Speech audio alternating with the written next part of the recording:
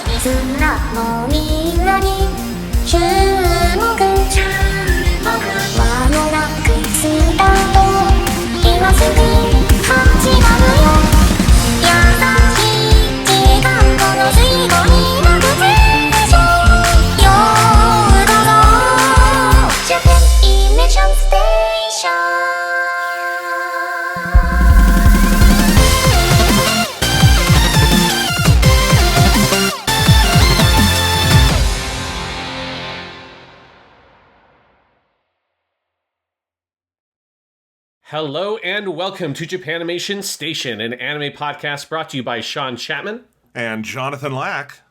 And we are here to step into the Grand Tour, the Grand Tour, the Grand Tour. That's right, we are stepping once more into the Grand Tour of anime. This week on the show, we run crying and screaming from the horror that was Dragon Ball GT, and we find solace in a better and simpler time. That's right, we're going way, way back to the past, because this week on Japanimation Station, we are opening up a series of episodes on our Grand Tour, all going back to the man himself, Tezuka Osamu, the man who's known as the father of manga, the father of TV anime as we know it, and the author of a great little manga called Dororo that has had two different adaptations. So today we're looking at the 1969 original TV adaptation of Dororo, also known as Dororo and Hyakkimaru. We will later look at the 2019 version in next week's episode, and then we will also be doing an Anime Rama trilogy episode to close out our Tezuka Osamu little trilogy of podcasts here. But yes, we are beginning with Dororo, which I think is just what the doctor ordered, Jonathan, for the horrible festering wound left behind by Dragon Ball GT, because this show is incredible, and it is also about as polar opposite a show as you could possibly find from Dragon Ball GT. In many ways, yes. Although I will note that I think we are really reviewing two shows today. I think yes. There is... So Dororo is a 26-episode anime from 1969. By the way, is this the oldest anime you've ever seen to completion? Because I think it is for me. Yes. Yeah, Yeah. so definitely for completion, yeah, absolutely. And it's the oldest one we've covered on the podcast because it's even older than the pilot film of Lupin III, Yes. which also has a production history related to Dororo. But yes, it is. We are going way, way back. Yeah. So it really is two shows. There's episodes 1 through 13, and then I would say the finale, episode 26. And I think that show is a, for the time, mind-bogglingly ambitious attempt to do a serious, serialized, period fantasy story for television using a low budget and limited animation to attempt making what I would say is essentially a Mizoguchi Kenji film as a TV anime. It's this somber but sweeping epic of tortured humanity. I think it plays like Sancho the Bailiff meets Ugetsu, if you've seen those two movies. And I think that show is a fucking masterpiece. The second show, which is episodes 14 through 25, where they rechristen it Dororo and Hyakkimaru, despite Hyakkimaru being way de-emphasized in that stretch of episodes, that is a purely episodic, formulaic series, more aimed at children, although with tonal detours, including one from our friend Tomino Yoshiyuki, that basically does a Mad Libs version of the same formula every time, without that same cinematic scope, narrative continuity, or thematic ambition. It can be great based on who's directing and animating. I think the Tomino episode is a tour de force, but I found that show more often disappointing and a little, empty, kind of a shell of itself. But luckily that first show does come back in full force for the finale, which is so goddamn perfect it's hard to feel disappointed in the detours along the way. And, having watched this show, and I also read the full manga, I've got my 1-volume vertical comics translation here, which is hilariously thick. It's a short manga by volume count, unless you put it all in one book, in which case it looks like a little phone book. I just love having been introduced to the world of Dororo, which is imperfect, unfinished masterpiece kind of in any form, but is something I think if you're interested in manga or anime, you have to experience because, man, is it fascinating. Yeah, and it is a bizarre beast, Dororo, because, yeah, I mean, obviously, I fundamentally agree with your breakdown of what we're looking at here. We're going to go into the very complicated production history behind the show that is also an ancient show, so it is difficult to piece all the sort of details together, though I did the best I could for a history section.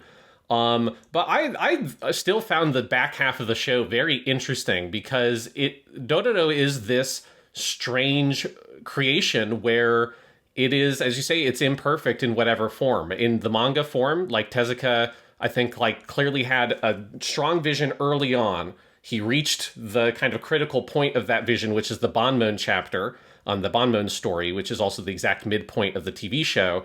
And from then on, the manga becomes a more kind of like wayward thing that sort of can't figure out exactly what it wants to be, how to continue that vision.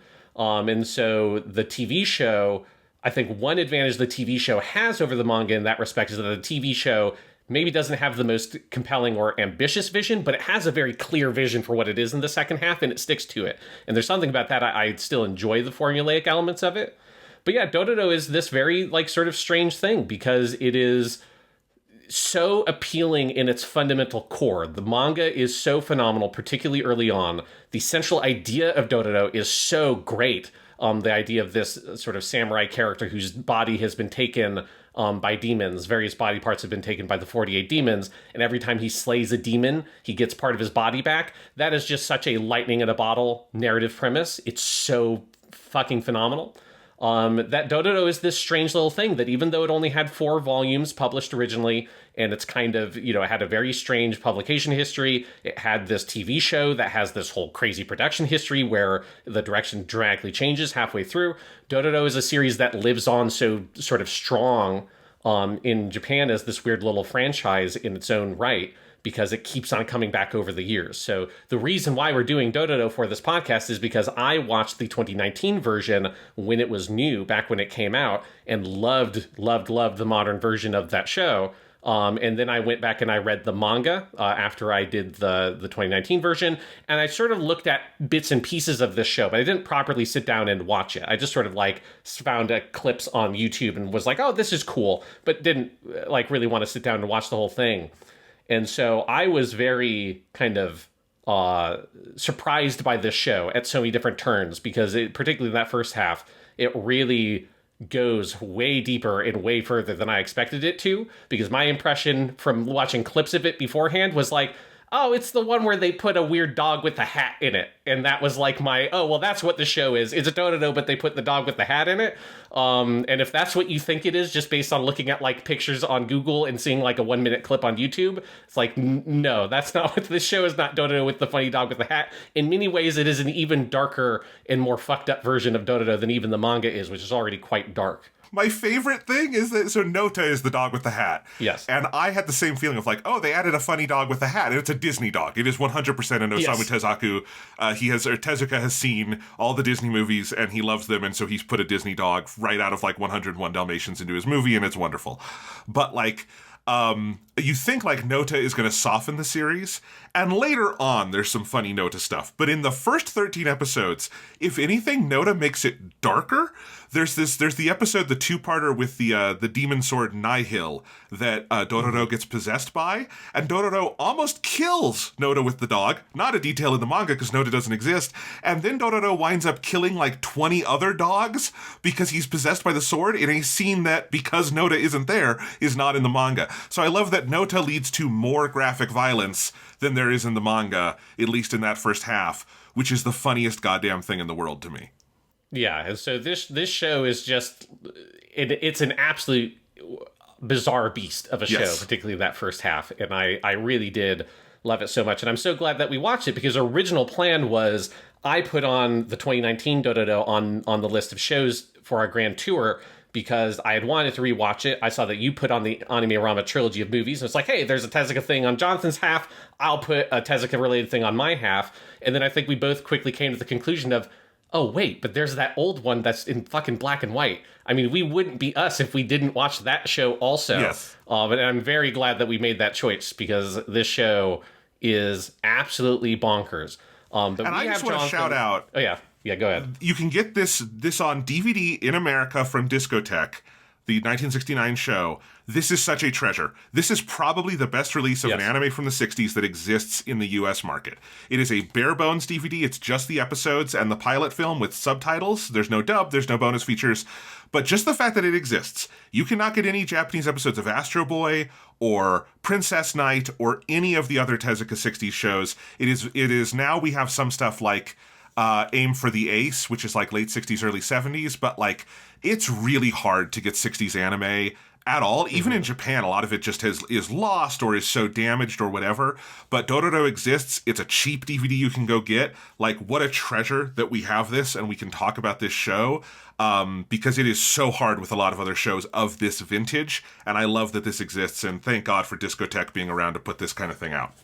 Yeah, absolutely, because it's based on the Japanese DVD box set release, and they did. When I was doing my research, I came across a couple of blog posts from people who worked on that when it came out originally in Japan, and it's clear that a huge amount of work went into that on that original side. Because if you watch the show in any form, you'll see this. Obviously, if you're watching the DVDs, you will see that like some of the next episode previews only exists in audio form and things like that. So they had to go back and like stitch together and kind of Frankenstein together some of the episodes because some of them did not exist in their entirety. They had to try to recreate to the best of their ability the various different openings that exist, particularly the second half of the show. And had to pull those from various different versions. So yeah, it is I think a mark of Dororo and what it is, and like kind of this kind of cult hit that it is, that it draws enough attention. It's got enough gravity that it warrants that kind of more extensive DVD release. It probably also helps that it's only 26 episodes versus the like ungodly number of episodes of Astro Boy that exist.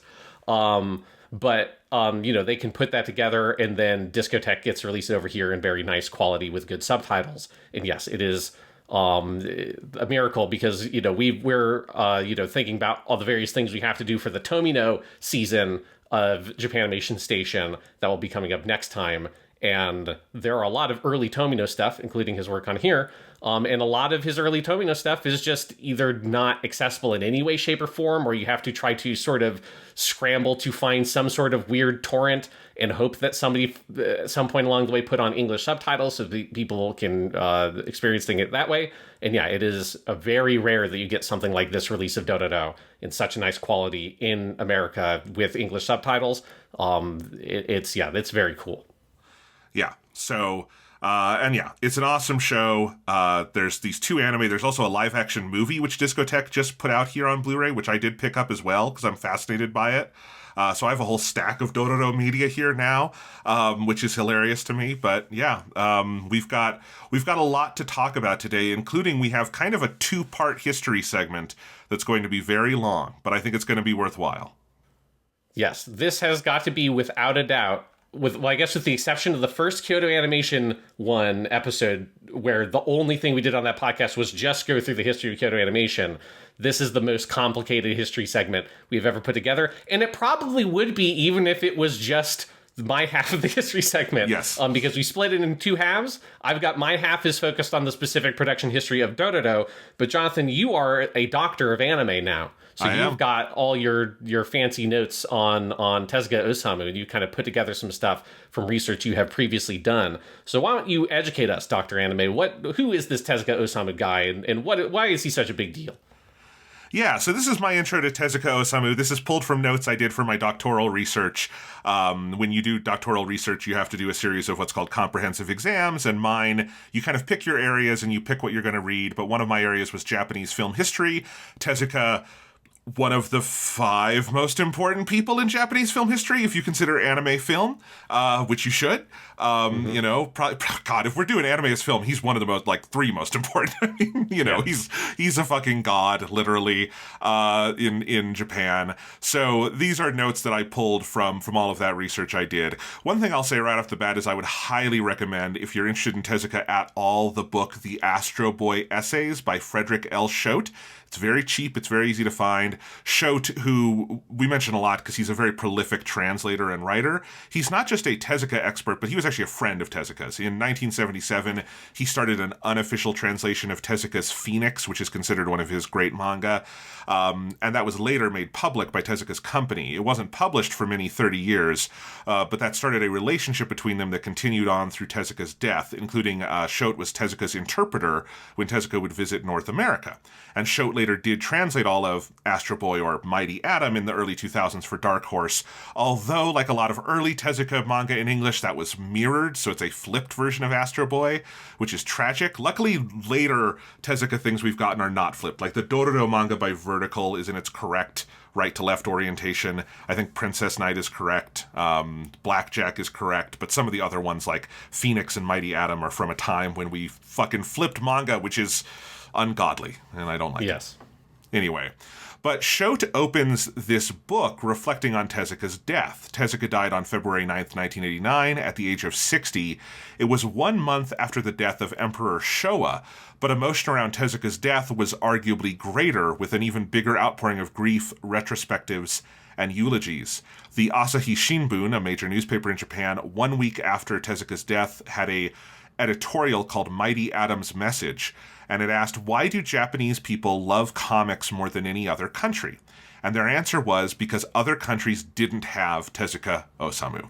They argued the post-war boom of manga and anime would never have happened without him. They credit him as the creator of story-based manga and TV anime, and that the design of the, quote, attractive androgynous boy character Atom with his long eyelashes was easy to detect in boys' manga and girls' manga on to the present day.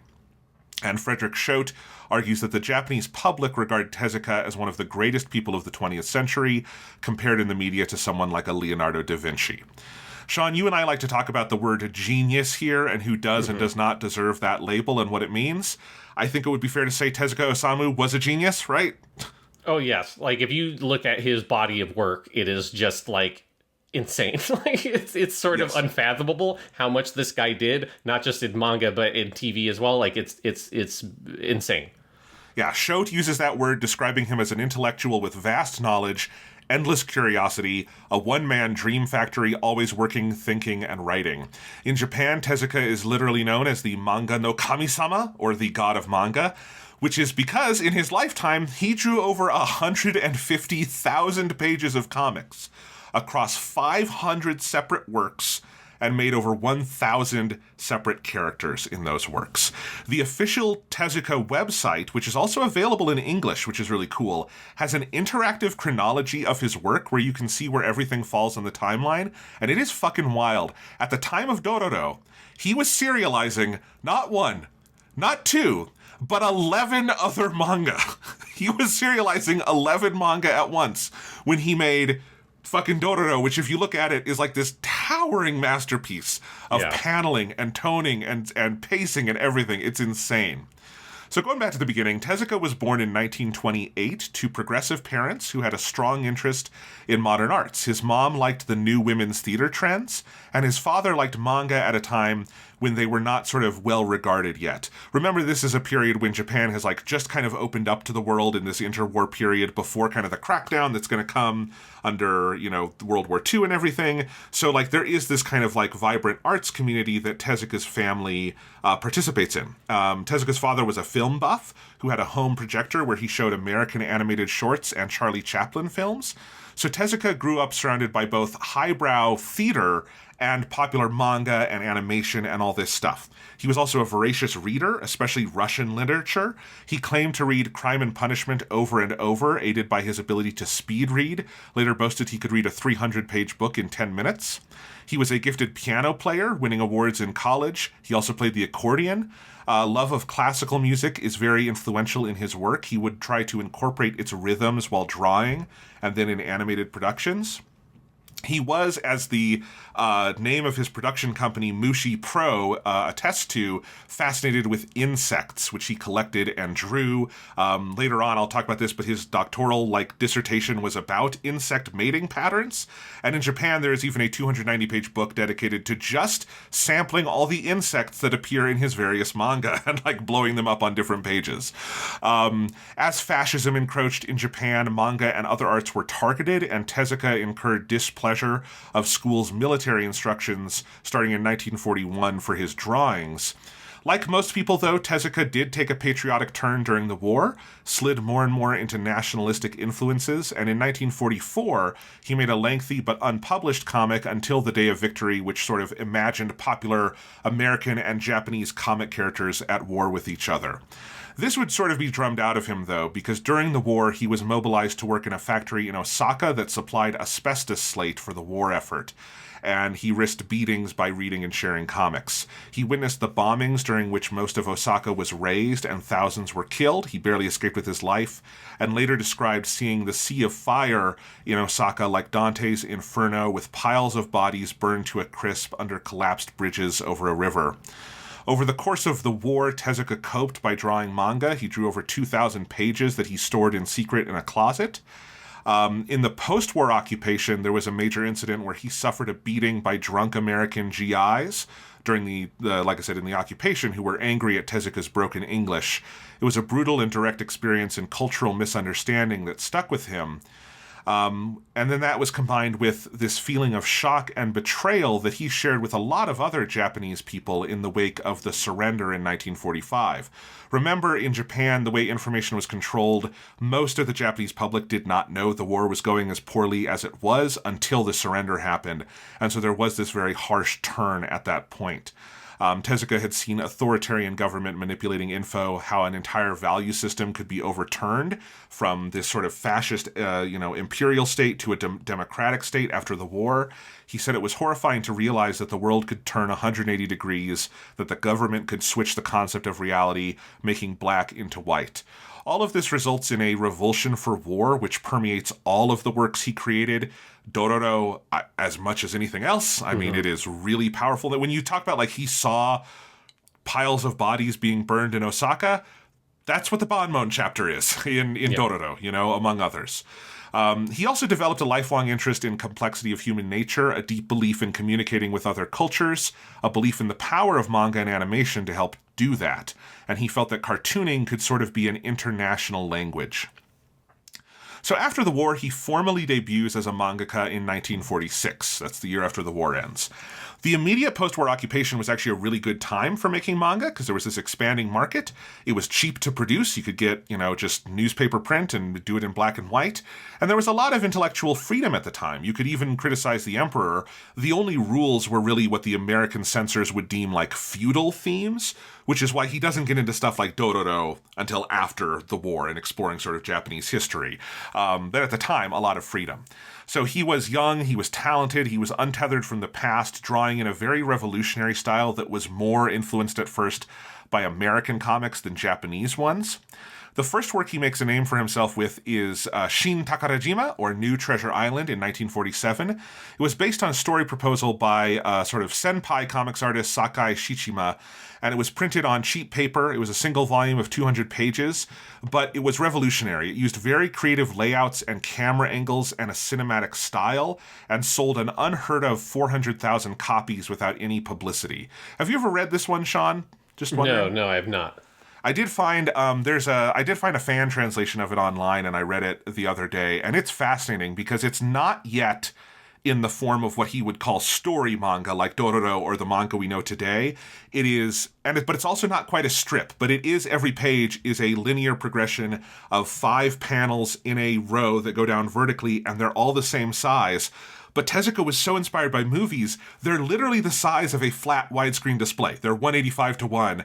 And it is the first couple pages is just this, it looks like a storyboard for this character who is running through the streets. I think the first page is literally his eye, and it's close, and then it's a medium close up, and then it's far out, and then we see his setting. And the cinematic layouts of that comic are wild. This, he was new at this. He's young. No one had really done anything like this before. It's like, story-wise, it's also interesting because it's this meta thing where this kid gets on a ship and he wants to go to Treasure Island, but it's modern-day Japan. There's no such thing. And then, like, magic happens and all the things he wants to see start happening on the ship. It's a really cool thing to seek out because you can see why it was kind of revolutionary and arresting, and you see a lot of later Tezuka in there.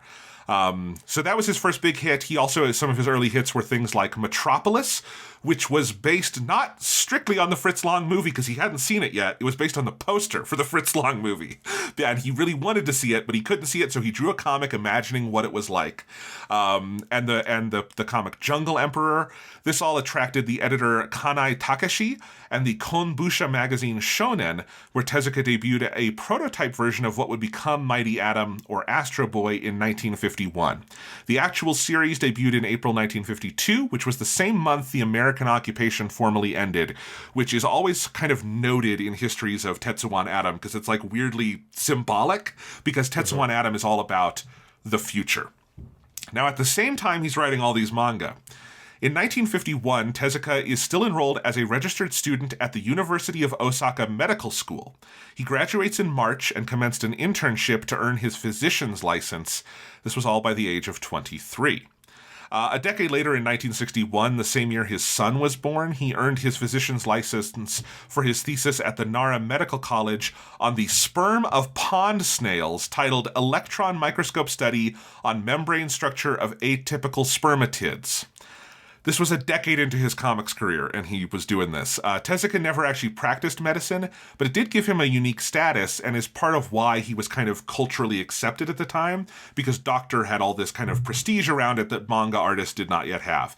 But just remember that during all of this, that Tezuka was a doctor for his study on pond snail sperm. Yes, well, it also makes sense if you know that, one of his most popular and enduring works, probably like the second one behind Astro Boy, would be Blackjack, which is about a wandering doctor with a little girl called Pinako, who is like a undeveloped fetus that is sort of like a growth on another girl that then Blackjack sort of excises and puts into a plastic shell that then grows into like a person inside that shell. So it's like, it's a whole thing. If you've ever seen Blackjack, it's a whole thing. So the variety, style, intelligence of Tezuka's work resulted in readership more diverse than most manga of the time. By 1964, paperback collections of Mighty Atom were breaking records, surpassing 1 million copies, and foreshadowing the emergence of manga as sort of the true mass medium of Japan years later. There was an ad at the time that ran testimonials from a novelist, a university professor, and even a sumo wrestler, all recommending Mighty Atom, which I think is a fucking baller move. I love that idea of that ad. Yes. Tezuka's drawing style evolved with time, but it's very clear, and it's clear watching Dororo or anything, that his biggest stylistic inspiration was sort of the rounded style of Walt Disney, who he adored. As a kid, he spent hours copying the style of Disney characters, and in 1951, he even illustrated a Japanese version of Bambi for the Manga Shonen magazine. It was not officially licensed, but you can get it today. I did import this from Japan a year or two ago, and it is just this Tezuka manga version of Bambi that he drew. He would go to the movie theater. Remember, there's no DVDs or anything. So he'd go to the movie theater, and then he would draw Bambi from memory. Fucking fascinating. And I'm so glad that has passed the copyright checks and is available to still be viewed today, because it's amazing. But Tezuka was a sponge. He soaked up influences from whatever he admired. His art style is sort of this mix of Disney, Max Fleischer, and various Japanese artists. Obviously, Tezuka was not the first person to draw Japanese comics, and he was influenced by other Japanese comics artists, including Yokoyama Ryuichi, Tagawa Suhiho, and Oshiro Noboru. But he is considered the god and father of manga for popularizing the long cinematic story manga that is prevalent in Japan today.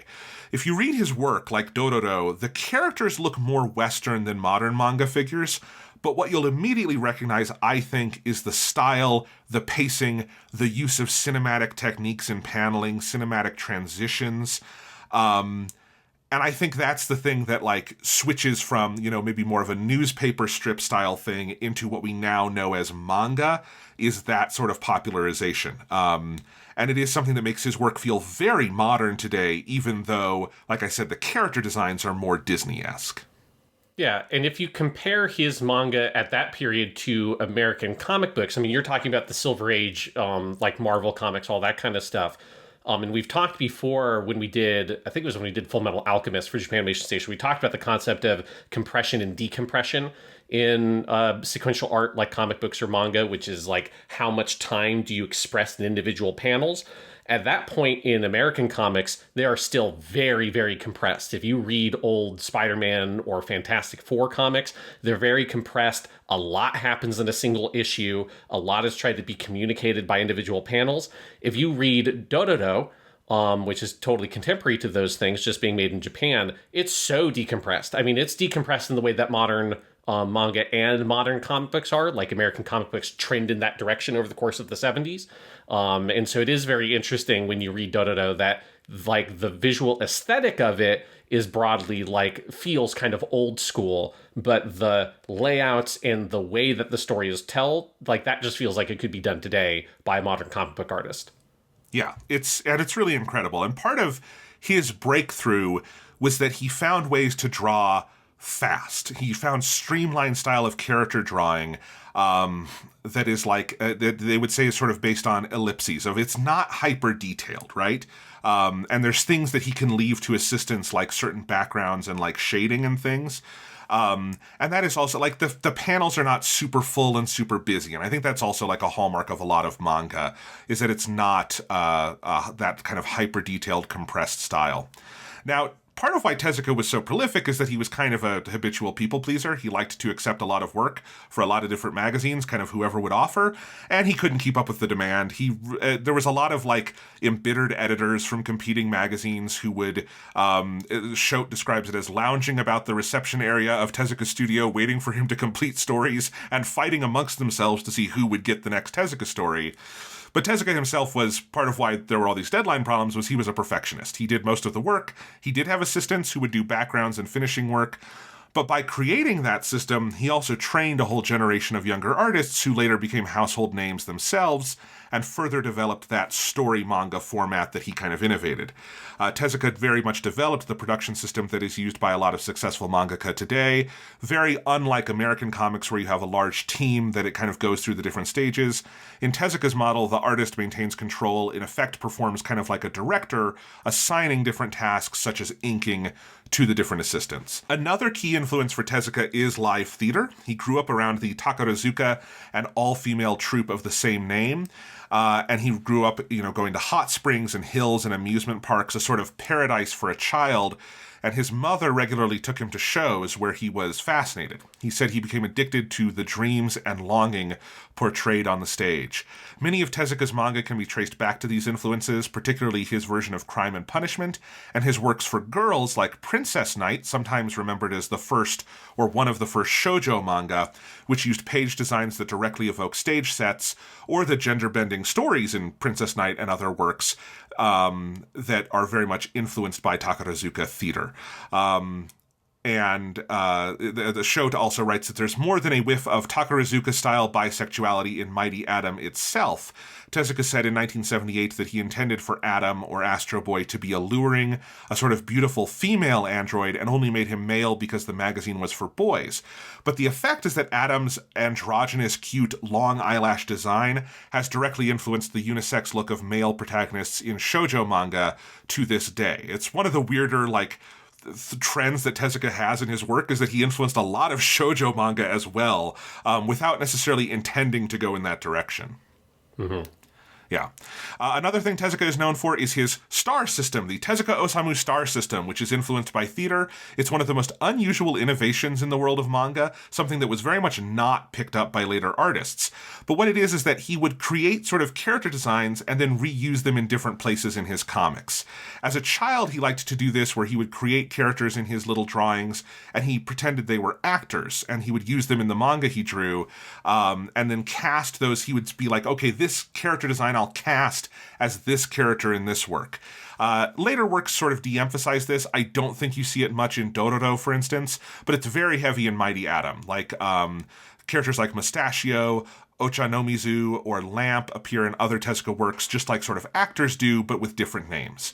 And he would often base these characters on real people he knew, as well as just literal actors, because he was a movie buff, which is something other mangaka do sometimes. Like all of the admirals in One Piece are just based on big Japanese actors from when Oda Eiichiro was a child. So as you can see from his influences, Tezuka loved animation. And if he'd had the material resources, Shote says he thinks Tezuka might have bypassed manga altogether and gone into animation earlier because he was infatuated with it since childhood. He was born the same year as Steamboat Willie, and his home life allowed the cultivation of all those passions. He created his first animation in middle school with an 8mm camera acquired by his father. He made 300 drawings of the character later known as Mustachio, one by one, without any lighting, for about 20 seconds of movement. He was impressed by foreign cartoons like Disney, Popeye, less so by the native Japanese films, of which there weren't a ton in the pre-war period. The one that did influence him was Momotaro's Divine Sea Warriors, which is the first feature-length Japanese animated film by Seiyu Mitsuyo. You can get it in America now as, I think it's called Momotaro Sacred Sailors. Funimation put it out, but you can find it. But it was released in 1945, right before the end of the war. It was commissioned much earlier. But Tezuka was so impressed by the technical excellence in it. He watched it in the final days of the war in a freezing Shochizuka movie theater, which had survived the Osaka bombing. He wept uncontrollably. He says, the lyricism and childlike spirit in the reels was like, quote, a warm light illuminating my mummified spirit depleted of both hope and dreams. I swore then I will sometimes make my own animated films. So, moving over to, this is some history from a book by Jonathan Clements, Anime A History. Toei purchased a company called Nihon Doga Eiga in 1956. And that was what became Toei Doga, which is the first big animation studio in post-war Japan. And they released their first feature, Hakujaden, The White Serpent, in 1958. Toei Doga's films, which we haven't reviewed any of on this show, but we've mentioned before, they're these big, elaborate, lushly animated features that were meant to compete with sort of Disney-style naturalism. And other than Hakujaden, which is 4x3, the rest of them are also big, widescreen productions like Toei's other films of the time. So they're literally 235:1, massive canvases. The third film they made, Saiyuki, which is the Japanese version of Journey to the West, was based on Tezuka's Boku no Son Goku manga that ran from 1952 to 1959. Tezuka's already a major celebrity at this point, and Toei wanted him on board. Tezuka is credited on the film as director, though he later disowned the film and claimed to have little to do with it other than publicity. In actuality, what his role was is that he was tasked with storyboarding the film, and after a full year of delays, he delivered 500 pages of storyboards that the Toei animators had a lot of trouble adapting to film. Just for reference, that's a lot of pages for what is like an 80-minute movie. 500 pages is like you're getting to like Laputa length or something like that, like a big Miyazaki movie. So Tezuka had a lot of trouble sort of adjusting to working in that environment. But he also surprised the animators in his own way. At first, the amount of work he handed them seemed unworkable, but then as they started producing the animation, they realized that there was a modernity to Tezuka's characters.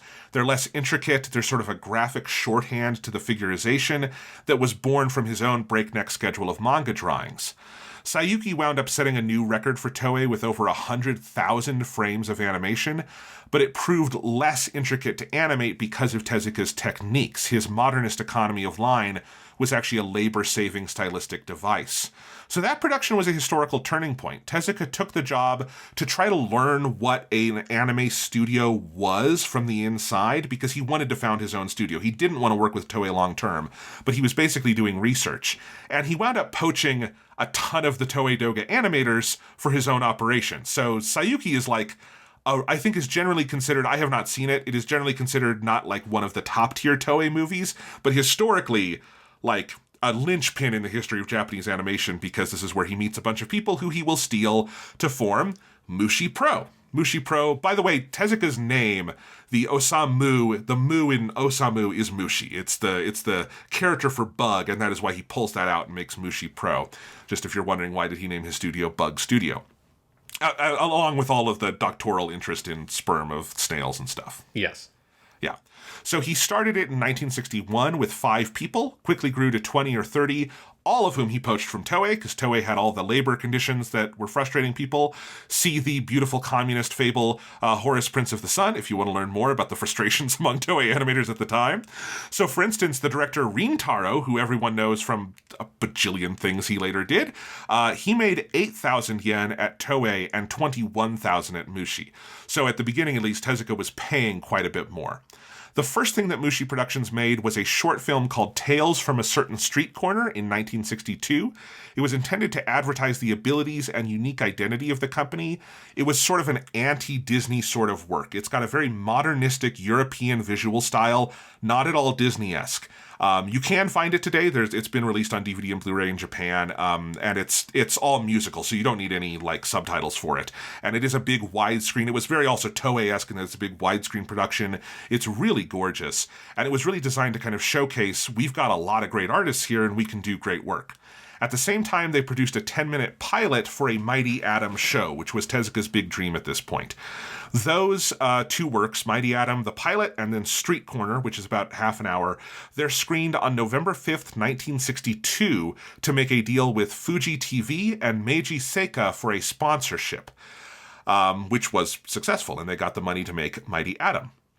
So Tezuka's ambition was to create a weekly TV anime, but if they did it at Disney or Toei levels of production for 50 weeks a year at 25 minutes a week, they would need a staff of over 3,000 animators, which was more than existed in the entire country of Japan at the time. So Tezuka instead reorients to techniques of what we would call limited animation. Very important term to know today for Dororo. Limited animation is not his invention. It's already been innovated in the US by studios including UPA and Hanna-Barbera. Think the Flintstones. It's the idea of using fewer drawings, recycling certain cycles, like the whole idea in Scooby-Doo when they're running and you see the same building go by 5 times, that's a limited animation hallmark. The goal was to keep the number of drawings below 2,000 per episode, which would in later weeks fall to 1,800, then 1,500. In some episodes of Astro Boy, it's as low as 900 drawings for a 25-minute episode. From an animator named Ono Kosei, who worked at Toei and at Mushi Pro in this period, Tezuka used sort of low-cost production as a way to appeal to sponsors. The cost of one episode was 450,000 yen, or at the time, about $1,250. There's an animator who remembers Tezuka telling him to draw a 3-second surprise reaction. The animator starts doing drawings, and Tezuka says, "What are you doing? I told you to draw 1 picture." And he wanted him to draw 1 picture and leave it still. And he said to the animator, "Forget the movement. This is not animation. This is just a TV program. If we have a really strong story, viewers will not care about movements." And thus, TV anime is born. The template Mushi Pro ultimately used was written down by the animator Yamamoto Eiichi, one of the greats of this period, who we're going to come back to because I think they direct one of the Anime-Rama films. And they summarized it as 8 main points of Tezuka-style limited animation. This is from the Shote book again. So the techniques are 1, shooting 3 frames of film for every drawing, or shooting on 3s. So a lot of anime is done on 2s, which means it's 12 frames per second. Mushi Pro anime is done at most on 3s. You would use only 1 drawing in a tome or a still shot when shooting close-ups. Zooming in or out on face shots, or physically sliding single drawings to create the illusion of movement with 1 drawing. I would say if any technique of Tezuka survives to modern anime, it is that one. Mm-hmm. Even very expensive productions will do this, I think not even as a cost-saving measure, but as a stylistic technique, as just a way to do little montages or various things. The 4th technique would be shooting single short sequences of drawings and then repeating it, very useful for walk cycles or running. When moving an arm or leg, only animate that portion, shoot the rest from a drawing. This is also known as the slash and cut technique that was also innovated in America at the same time. Animating the mouth alone and abbreviating the drawings used, showing only fully open, closed, or partially open mouths to represent speech. You'll see this in Dororo. The mouths just kind of flap up and down, almost like a puppet. There's not really there's not an acting going on in the mouth. They kind of leave it to the actors there. There's also the bank system, the reuse of same drawings but in different situations. and finally more short takes in place of single long takes that required more movement. So those are sort of the 8 overall things that they use for Mighty Atom, and a lot of other shows of this period that create sort of the template for limited animation.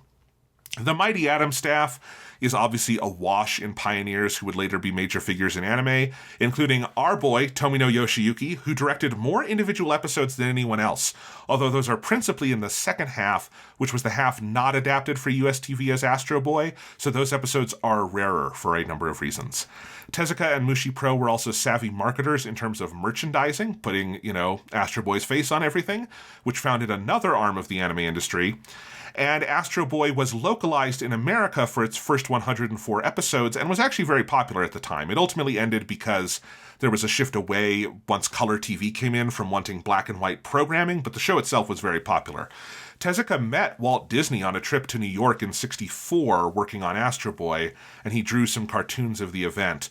That Tezuka had made Astro Boy for TV really piqued Walt Disney's interest. He thought it was a wonderful show, and Disney said it was the sort of thing he wanted to make someday, which Tezuka later embellished to have Disney say he wished he'd made Astro Boy. Tezuka liked to embellish a little bit, which is crazy because he didn't need to. His accomplishments were fine on their own, but, Yes.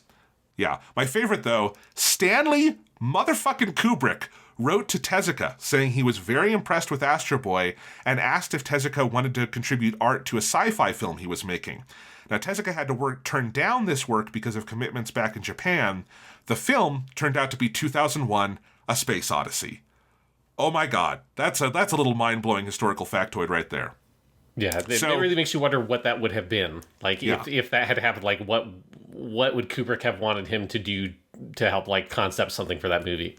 HAL 9000 would have had very lush eyelashes, I think is the answer. Beautiful shonen face on that AI. However, Tezuka, he's a great storyteller, he's a prolific artist, he's an awful businessman. This is something we're going to see several times. Mushi Pro goes bankrupt in 1973 in a mass exodus that ultimately results in the creation of Sunrise and of Mobile Suit Gundam. So you have Tezuka's business failings to thank for Mobile Suit Gundam, among many other things. But in 1968, they had to offset loans by selling rights to 10 of their animated films, including Mighty Atom, to Fuji TV for a period of 10 years. That created a rights crisis that continued until the 1990s after Tezuka's death, which is part of why Mighty Atom to this day doesn't survive in great quality. The other reason for this is that in the US, after their license expired, NBC had the master prints of Mighty Atom, or at least the episodes they had made, and they tried to return them into Japan. But Mushi was bankrupt, so they couldn't accept the charges for shipping, nor could Fuji TV. So in 1975, at the suggestion of Fuji TV, NBC destroyed all the original Astro Boy prints in a major blow to film preservation. Yeah. Goddamn. If only fucking GoFundMe existed in the 60s, and then Mushi Pro was just like, hey guys, we really just gotta pay the shipping bill. Can you just give us a little something? I believe at this point all of the Astro Boy episodes have been reconstructed in Japan, but it was a process. A lot of the Japanese versions were destroyed and had to be remade from the American broadcast tapes.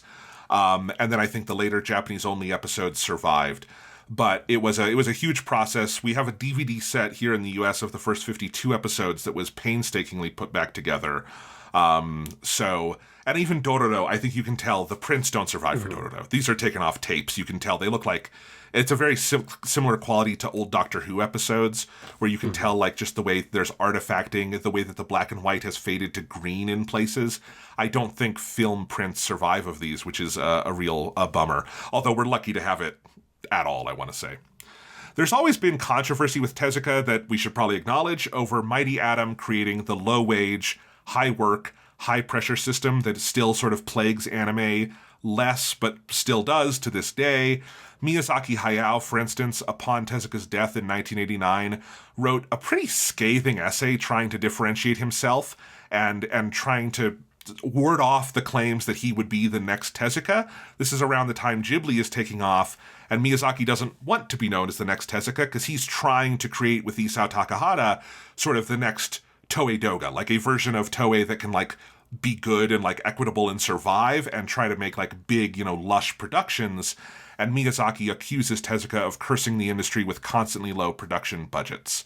So that is always like a undercurrent of controversy that sort of dogs discussions of Tezuka in Japan. But as an artist, he is still widely beloved. I think this is an amazing tidbit, but apparently his final words before his death at the age of 60 were, "Please, please, let me continue to work." Yeah, it's pretty wild, because with the Tezuka stuff, it's like, it is complicated of thinking the relationship of hey, when I look at the people that work on Dororo, and I looked into the backgrounds of the directors and stuff like that, the credits that exist, because lots of the credits, they're not credited on a specific level the way that episodes of anime are now. But the people who worked on Dororo are two kinds of people. Either people who end up becoming absolute titans of the anime industry, the sort of people who invent entire genres in the 70s, or they're people who work on like 4 or 5 other things after Dororo, and then they clearly burnt out of the industry because they don't work on anything past like 1973 or 1974. And so it is this complicated thing of the labor conditions are so intense. But at the same time, it's hard for me to blame Tezuka for that, because I think that would have been the case anywhere making TV anime.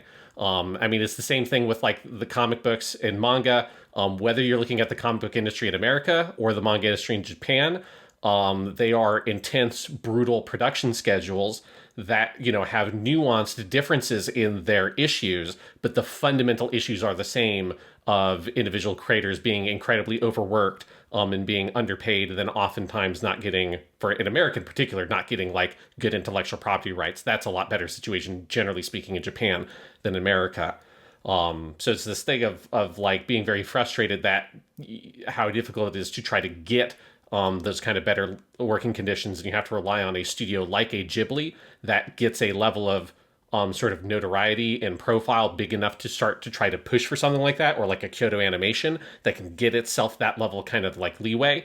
But it's so hard to imagine a version of the industry that doesn't have those issues, whoever would have ended up sort of like steering that boat. Yeah, I mean, I think you can make the very real argument that the only studio that's ever really figured it out is Kyoto Animation. Yeah. Even Ghibli, I think, has been dogged by an inability to move past Miyazaki and Takahata. It wound up just being their studio, and they were not, in part because of the egos of those men, in parts other reasons, they were never able to kind of make an ongoing thing in the way I think Kyoto Animation has durably. But, it's up and down for everyone else. And I think you're right. It's Tezuka had a dream that was fairly fucking crazy, and he found a way to make it work. But in making it work had, sort of inevitable sacrifices that everyone who followed him has dealt with as well. So it's a whole conversation that we could have over many other podcasts, but I hope that brief intro to Osamu Tezuka was valuable. I think it's because, I mean, obviously so much of this is, deeply relevant to Dororo, to the 1969 version of Dororo in particular, because the way that it's animated, the production style of it, it's like all those different pieces you laid out of like, here's the process, all of those elements still exist in modern anime to different degrees. Maybe they're not shooting on 3s, normally speaking, but a lot of those techniques, it's like the way that TV anime worked is to refine those things and to sort of shave off those like kind of rougher edges, but preserve the sort of central ethos of the efficiency of the work process. And a lot of those things end up becoming actually stylistic hallmarks of a lot of the really prominent directors of the time, like a Tomino, or particularly Tezuka Osamu, who I think is like the TV anime director who most sort of like embodies that philosophy to like an artistic end. And it's why I think he's the best director for Dororo. And it's like the one that stands out to most is Tezuka Osamu to me. But it's just very fascinating to see that those sorts of labor conditions and sort of necessary processes in order to make the anime, the directors that most thrive are the ones for whom their natural style is kind of simpatico with those methods, or they adopt whatever their sort of, growing style, like stylistic tendencies, which these are all people, these are like young men in their 20s, generally speaking at this point. or like in their early 30s at the oldest for most of them, like a Tomino and a Dezaki, I think were both in their late 20s when they worked on Dororo. That either it already sort of works well, or they adjust whatever their stylistic tendencies are in order to just kind of fuse with these natural production things. And so that's how you will get something like a Mobile Suit Gundam or a Rose of Versailles from these kinds of directors in the 70s. Well, and this is a core argument in like anime studies now. Like Thomas Lamar, one of the big interventions in his book, The Anime Machine, which I use quite a lot in my dissertation, is identifying that the limited animation intervention is key to the development of what he calls animetism, which is sort of the anime sort of spatial relations style, which means that even like Miyazaki wouldn't like to admit this, but while something like Laputa Castle in the Sky is not limited animation in any sense of like how many frames or any of those things, it uses stylistic things that you can recognize as a path from like Tezuka to now in terms of how it conceives of space and uses the camera. And I think that is true in a lot of things today. I think the digital turn has maybe started to create a new paradigm past that. But even then, I went to, we're recording this in December, I went to the Solo Leveling movie the other day where they had a recap of season 1 and new episodes of season 2, and the season 2 episodes are like unbelievably lushly animated, and then they still have a little montage that is still frames of characters going through their day, and I'm like, that's not a budget thing. That's not A1 Pictures doesn't, they're fine. They're making 12 episodes of Solo Leveling, they can do that. That is an artistic choice by the director because it's a cool way to do the progression of time. Like, that is, I think, a thing that has clearly survived. Yes, and I think it's a thing we'll see as we transition now to talking about the history of Dororo. It's a thing that, for this show, I think that style really thrives most of the time.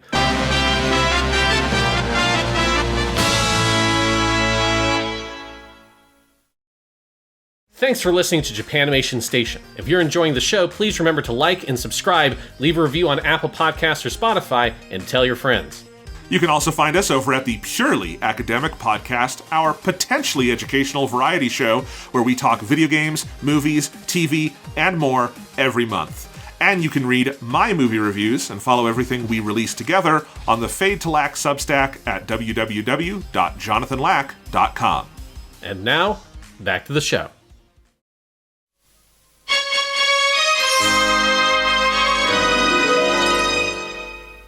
But let's get into the production history of Dororo specifically, because boy, it's complicated. I want to preface up front that like a lot of that this was like difficult to piece some of this stuff together, partially because I think two principal figures at the heart of the production of the show, Tezuka Osamu and then the director of the show, Sugii Gizaburō, are not always reliable sources on their own lives, let's just say. Yes. And there's a lot of like, there's like one quote from Tezuka Osamu who's like, like I like saw, the trend of like all the like the great yokai boom of the late 60s, and that's what inspired me to make Dororo. And it's like, dude, you started making Dororo like 2 years before the yokai boom happened. Like this predates that. Like you can look at this and see like they're provably false statements on a whole number of different things. So just like take some things with a little bit of a grain of salt, that some things might be slightly exaggerated, but I did my best to try to like include stuff that I was fairly confident is accurate, or at least generally speaking accurate. All right, so let's get into it. So this is the history of Dororo. Let's start with the manga.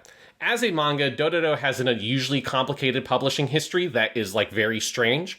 So Dororo originally began publishing as a serialized manga in the magazine Weekly Shonen Sunday, starting in August 1967, and it ran until July 1968.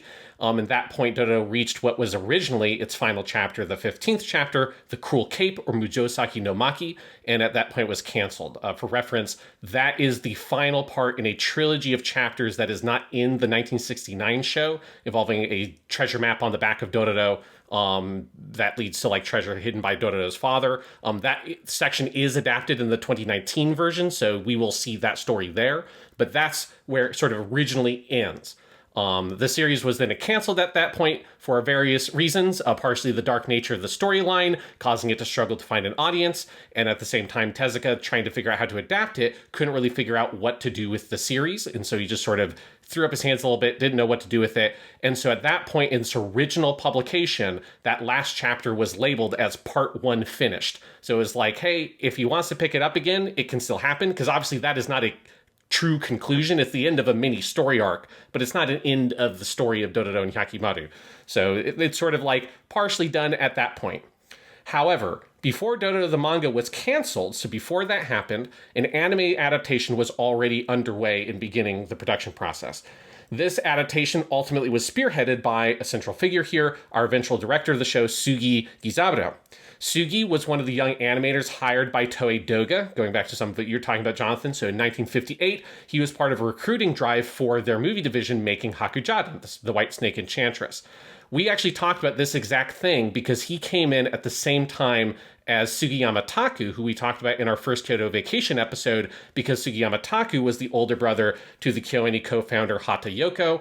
So Sugiyama Taku, who also works on the episodes 24 and 25 of Dororo, right? He's part of that same generation of this first group of animators hired with the first recruiting tribe by Toei Doga for Hakujaden. So it's like kind of this like the OGs, or like what at that time would have been the new kids on the block coming in, of all these really young guys in their late teens or early 20s. But now we kind of think of them as like this OG team coming into this generation in the late 50s. Sugii worked at Toei Doga until 1961, at which point he left the company due to losing interest in the films they were making and experiencing burnout. And I want to highlight that first part because this is a thing we'll see as a tendency for Sugii Gizaburō. He's a fascinating guy because he just is, if you read some of the interviews with him, he comes across as this very like intense, ornery old motherfucker who is very stubborn and has like a very set mind. And I think that the number one reason, based on the things I've read, that he left was not experiencing burnout. It's that he just didn't want to make the movies they were making and he thought they were dumb and he wanted to make other stuff. And I think that's the real reason that he left. So Sugii Gizaburō, he leaves, and he is then hired by the new studio founded by Tezuka Osamu, Mushi Productions. So he's hired, as with all like a lot of those other guys, poached out of Toei. He moves over to Mushi Pro because it's kind of one of the only other games in town. At Mushi Pro, Sugii quickly became a major episode director on Tetsuwan Atom, or The Mighty Atom, Astro Boy. But in 1964, Sugii, along with various other prominent animators at Mushi Pro, including really notably Tezuka Osamu and Yoshikawa Soji, they left the company and founded their own independent animation studio called ArtFresh, though ArtFresh is not very long for this world. But it is this kind of little subcontracting company. So they didn't make their own original shows. They were subcontractors, and they worked basically exclusively with Mushi Production. So it's a sort of interesting thing of where they obviously have more freedom to pick and choose projects and various kind of labor things they get to pick, but they don't have the capacity to make their own TV shows. They're not like a modern day Kyoto Animation or anything like that. So they're still at the whims of Mushi Production in terms of what are the actual shows that go all the way through.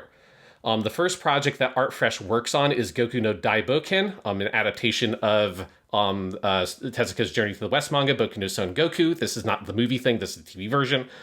This was also the first project on which Sugii was credited as a chief director. After ArtFresh works on Goku no Daiboken, which finished airing in September 1967, Dezaki Satoshi, who is a writer, animator, and director, and he's also Dezaki Osamu's younger brother, and so both the Dezakis came over to ArtFresh. He suggested to Sugii and the others at ArtFresh that they should adapt the Dororo manga into an anime. Again, this is before the Dororo manga ends up being canceled. So they're like looking at this manga like, this is amazing, this is so good, we gotta make this.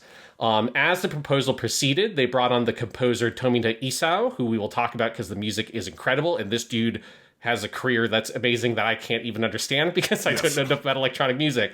But it was decided at that point that the project would be handled with Sugii as the chief director, with ArtFresh working on it through the gross uke model, which we talked about this in the Kyoto Animation season.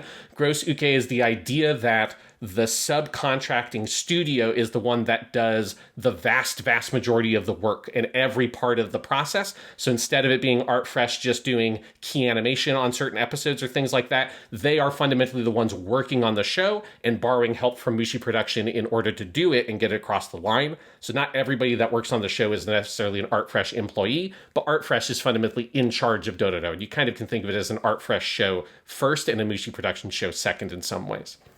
So they then start making a pilot film, and they finish this pilot film on January 1968. You can watch the pilot film on the Discotheque release, and we'll talk a little about it later.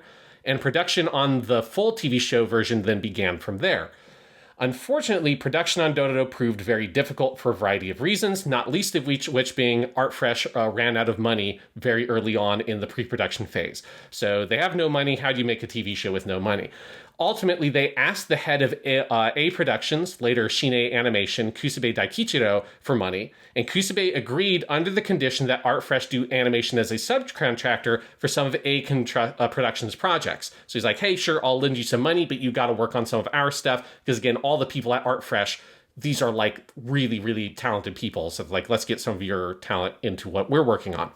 Initially, A Production wanted Sugii to do animation for Hoshi no Kyojin, which is, for context, one of the best, like, sort of performing TV shows in the history of Japan. Like, when I was looking up the ratings and trying to find the ratings for Dororo, I couldn't, because the ratings for Dororo were not high enough to be noted down in anything I could find. But I kept on seeing Hoshi no Kyojin being one of the number one rated shows throughout most of the late 60s and early 70s. This is obviously an adaptation of an incredibly beloved baseball manga. So Hoshi no Kyojin, this is a huge thing.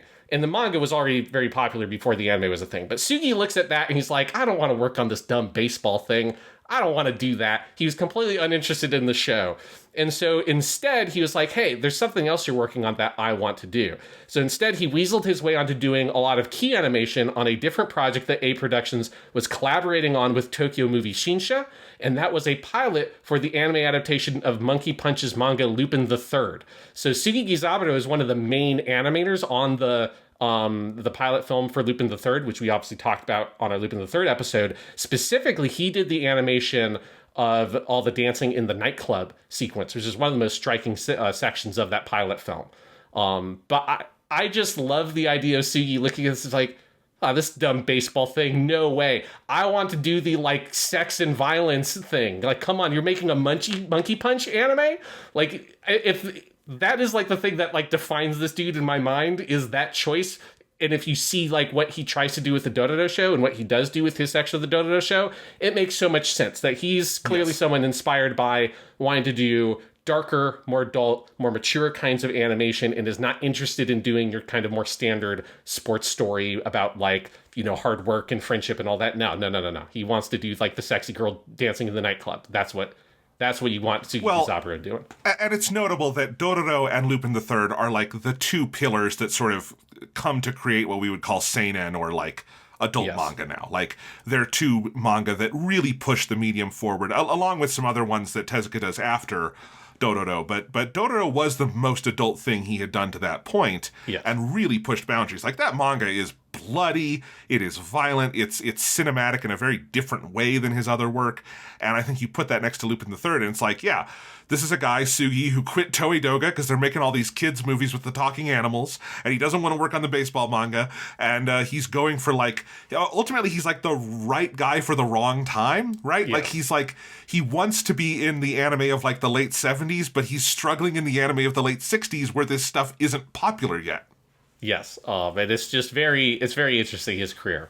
So while Sugii is doing some of the animation work for the Lupin the Third pilot film, the Japanese drink manufacturer Calpis comes in, and they end up joining Dororo as a sponsor. So they're, like, the primary sponsor for Dororo, which becomes also very important later with another weird detail of the show. But they give the much needed cash flow for Dororo to really proceed as a project. So the anime production at that point had been substantially delayed for almost a full year, but the show finally began airing properly in April 1969. And at that same time, or more or less at the same time, the manga begins again. So in that period where they're sort of like, we're working on the pre-production stuff, we're like, we don't really have the money to really fully make the anime, that's the period at which the manga also is canceled kind of out of things. So then as soon as it starts coming back in, the manga comes back in as well. At that point, it shifts its publication magazine, so it is now being published in the magazine Boken-o, or Adventure King. And this version began by first releasing modified versions of chapters from the original run before moving on and creating all new chapters that kind of close out what if you read the manga now, generally speaking, is the fourth and final volume. It's like the majority of the last volume of the modern version of the manga. It's 4 chapters at the end after the cruel case. Yes. But it's more complicated than that, because many parts of this version of the Boken-o version are not ever actually collected and released in later tankobon versions. So Dororo as a manga is this very bizarre thing where it is a Frankenstein. Like the version you read now, if you get the tankobons, is a like variety of different things. It is some of the old original chapters. It's some modified chapters of the Boken O version of the old chapters, and then it is also modified versions of the new chapters from Boken O that were later done and retouched up by Osamu by Tezuka. So it's like, it's a really bizarre thing, and if you read the modern version of the manga, it is a Frankenstein thing, and it almost reminds me more of like if you read a modern version of Shakespeare, or modern version of Shakespeare. If you read any version of Shakespeare, right? Yes. Any version of Shakespeare is put together by multiple different original versions, whether it's the first folio, and maybe they pull in this line from the second quarto and stuff like that. And it kind of almost has that sense to it, where we kind of made a definitive quote-unquote version of Dororo. But at the time, if you're reading it in its original publication, it would have been very bizarre. Because there's one really huge change that is very notable, but there are various other changes. So one change, it's not the most important, but it's a notable one, is he does put Noda the dog in from the anime. The Noda the dog in the anime is originally a Tezuka edition in the first place. It was one of his suggestions to make the series more kid-oriented. So he just sort of backports Noda the dog into the manga. That, of course, does not exist in any of the versions you have now, but there are original Boken O versions that have Nota in there. But the biggest change of all was that there was the new plot point added in one of the originally revised chapters, that Dororo was made from the demons who took Hyakkimaru's body, and that he would ultimately have to kill Dororo to get that his body back. And so there's a scene, and you can see scans of it now. Again, this version has never been released or compiled in a modern edition, but there are people who have scanned it online that you can find. And there's a page where Hyakkimaru is like struggling and like leaning over Dororo's body with his sword posed over Dororo, and is sort of narrating to himself like, it's the only way to get my body back, but I just can't do it. And that plot point never gets nothing ever comes of that plot point. It was then later edited out of later versions of the Boken O stuff. Obviously, it is not incorporated into the ending of the manga in any way, so that change is completely edited out of any modern version you have. But that idea is later modified and reused for the original ending and like the secret ending of the PS2 game, Blood Will Tell Dororo, which got an American release as well. And I'll talk a little bit about PS2 game on next week's episode as we talk about modern versions of Dororo, because it's fucking wild and it's very good. Well, maybe we'll have to divide and conquer. You do the PS2 game and I'll do the live action movie, and we can swap notes. Yeah, but Sean, here's the chat about the weird ways in which they've tried to do Dororo over the years. Well, and here's the thing. Tezuka did this with a lot of his manga. The final versions now, it's Shakespeare's a really good comparison, because in Japan, there's a whole like manga library series that have like standardized covers of all of Tezuka's stuff, but they are like standardized versions of each manga, like to today, like later specifications that sometimes he would compile. Like the tankobons of Mighty Atom are not in the chapter order that they were published. They're in a chapter order that Tezuka later went in, retouched, decided that he wanted the stories in a different order and organization. Now that's an episodic manga, so it's easier to do with. But like there's a lot of changes like that. He was never sort of done with his work. He would go in and tinker and make different versions, and then editors would have to put this stuff together, and some of it after his death. So I actually think the Shakespeare comparison is very accurate. Yes, because with Shakespeare, we know that the plays changed to some extent. Some of the plays clearly changed at certain points over the years. You also have like weird existing versions that people presume were likely made secondhand, almost like Tezuka Osamu drawing Bambi at the movie theater. There was some dude at the Globe Theater like frantically trying to write down the to be or not to be soliloquy and getting like maybe 40% of it and making up the rest. And so there's just this like interesting thing if you're reading Dororo, especially if you're looking into the history of it, being like, oh, this is a whole Frankenstein project. Like, this is not what we like. You just can't imagine this happening with anything today. It's just such a different market. It's pretty fascinating.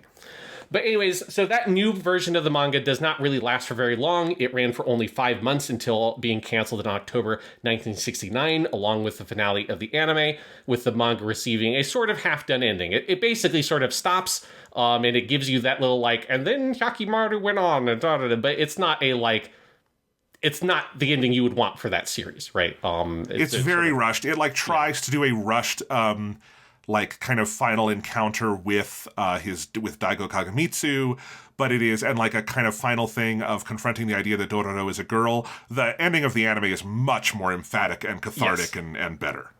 Yes, absolutely. The ending of the manga is like very frustrating because it's just sort of like, okay, we're done. We got to wrap this up. Yeah. Whereas the anime gets to kind of plan things out a little bit more. So while all that was happening on the manga end of things, that on its weird journey through various half-tried plot ideas by Tezuka, the anime had its own big series of troubles, which are basically all the troubles that the manga originally had. So they probably could have anticipated that this was going to happen. But the show also all the troubles that the Lupin the Third anime would have in 1971, which I think is fucking hilarious. Yes. It's very, very similar. So the show underperformed in its ratings. Why did it underperform in its ratings? It might be because it had a darker, more adult and mature tone than any other show kind of on air at the same time. And so exactly the same reasons why the manga struggled to find an audience, because there's just not a lot in that market that is like this. The anime struggles in the exact same ways, and it's hilarious because it's like, it seems like the most obvious thing in the world. I mean, I love that. I'm happy that they ignored the clear future awaiting them and they made the show because it's a great show. But it seems like a very obvious thing that this would happen. So the sponsor, Calpis, and the TV station request that the show make substantial adjustments, and starting with the second core, right? Remember that we're talking about Japanese TV, so we're dealing with cores of episodes, so 13 episodes is one core. So at the midpoint after episode 13, though I think you can see these changes creep in with episodes 12 and 13 as well, because obviously this is not a like fine line. This would have happened during the production of the early, or like this would have happened like as the first episodes were airing, they would have made the decision to change at episode 14. So like probably episodes 1, 2, or 3 would have been on air. This would have been very early on in the show coming out that they make these changes. But you see the very harsh changes really happen at episode 14, and episodes 14 to 26 are sort of kind of a different show. And so this I would say 14 to 25. 26 goes, like, you can tell, like, we're done. Yep. We can do whatever we want. Let's have giant blood sprays again. Let's go really dark. Like, 26, like, is like a hard turn. Like, we're going to finish the show we started back then. It's hilarious. But 26 is still technically Dororo and Hyakkimaru, not just Dororo. It has that title, but yeah.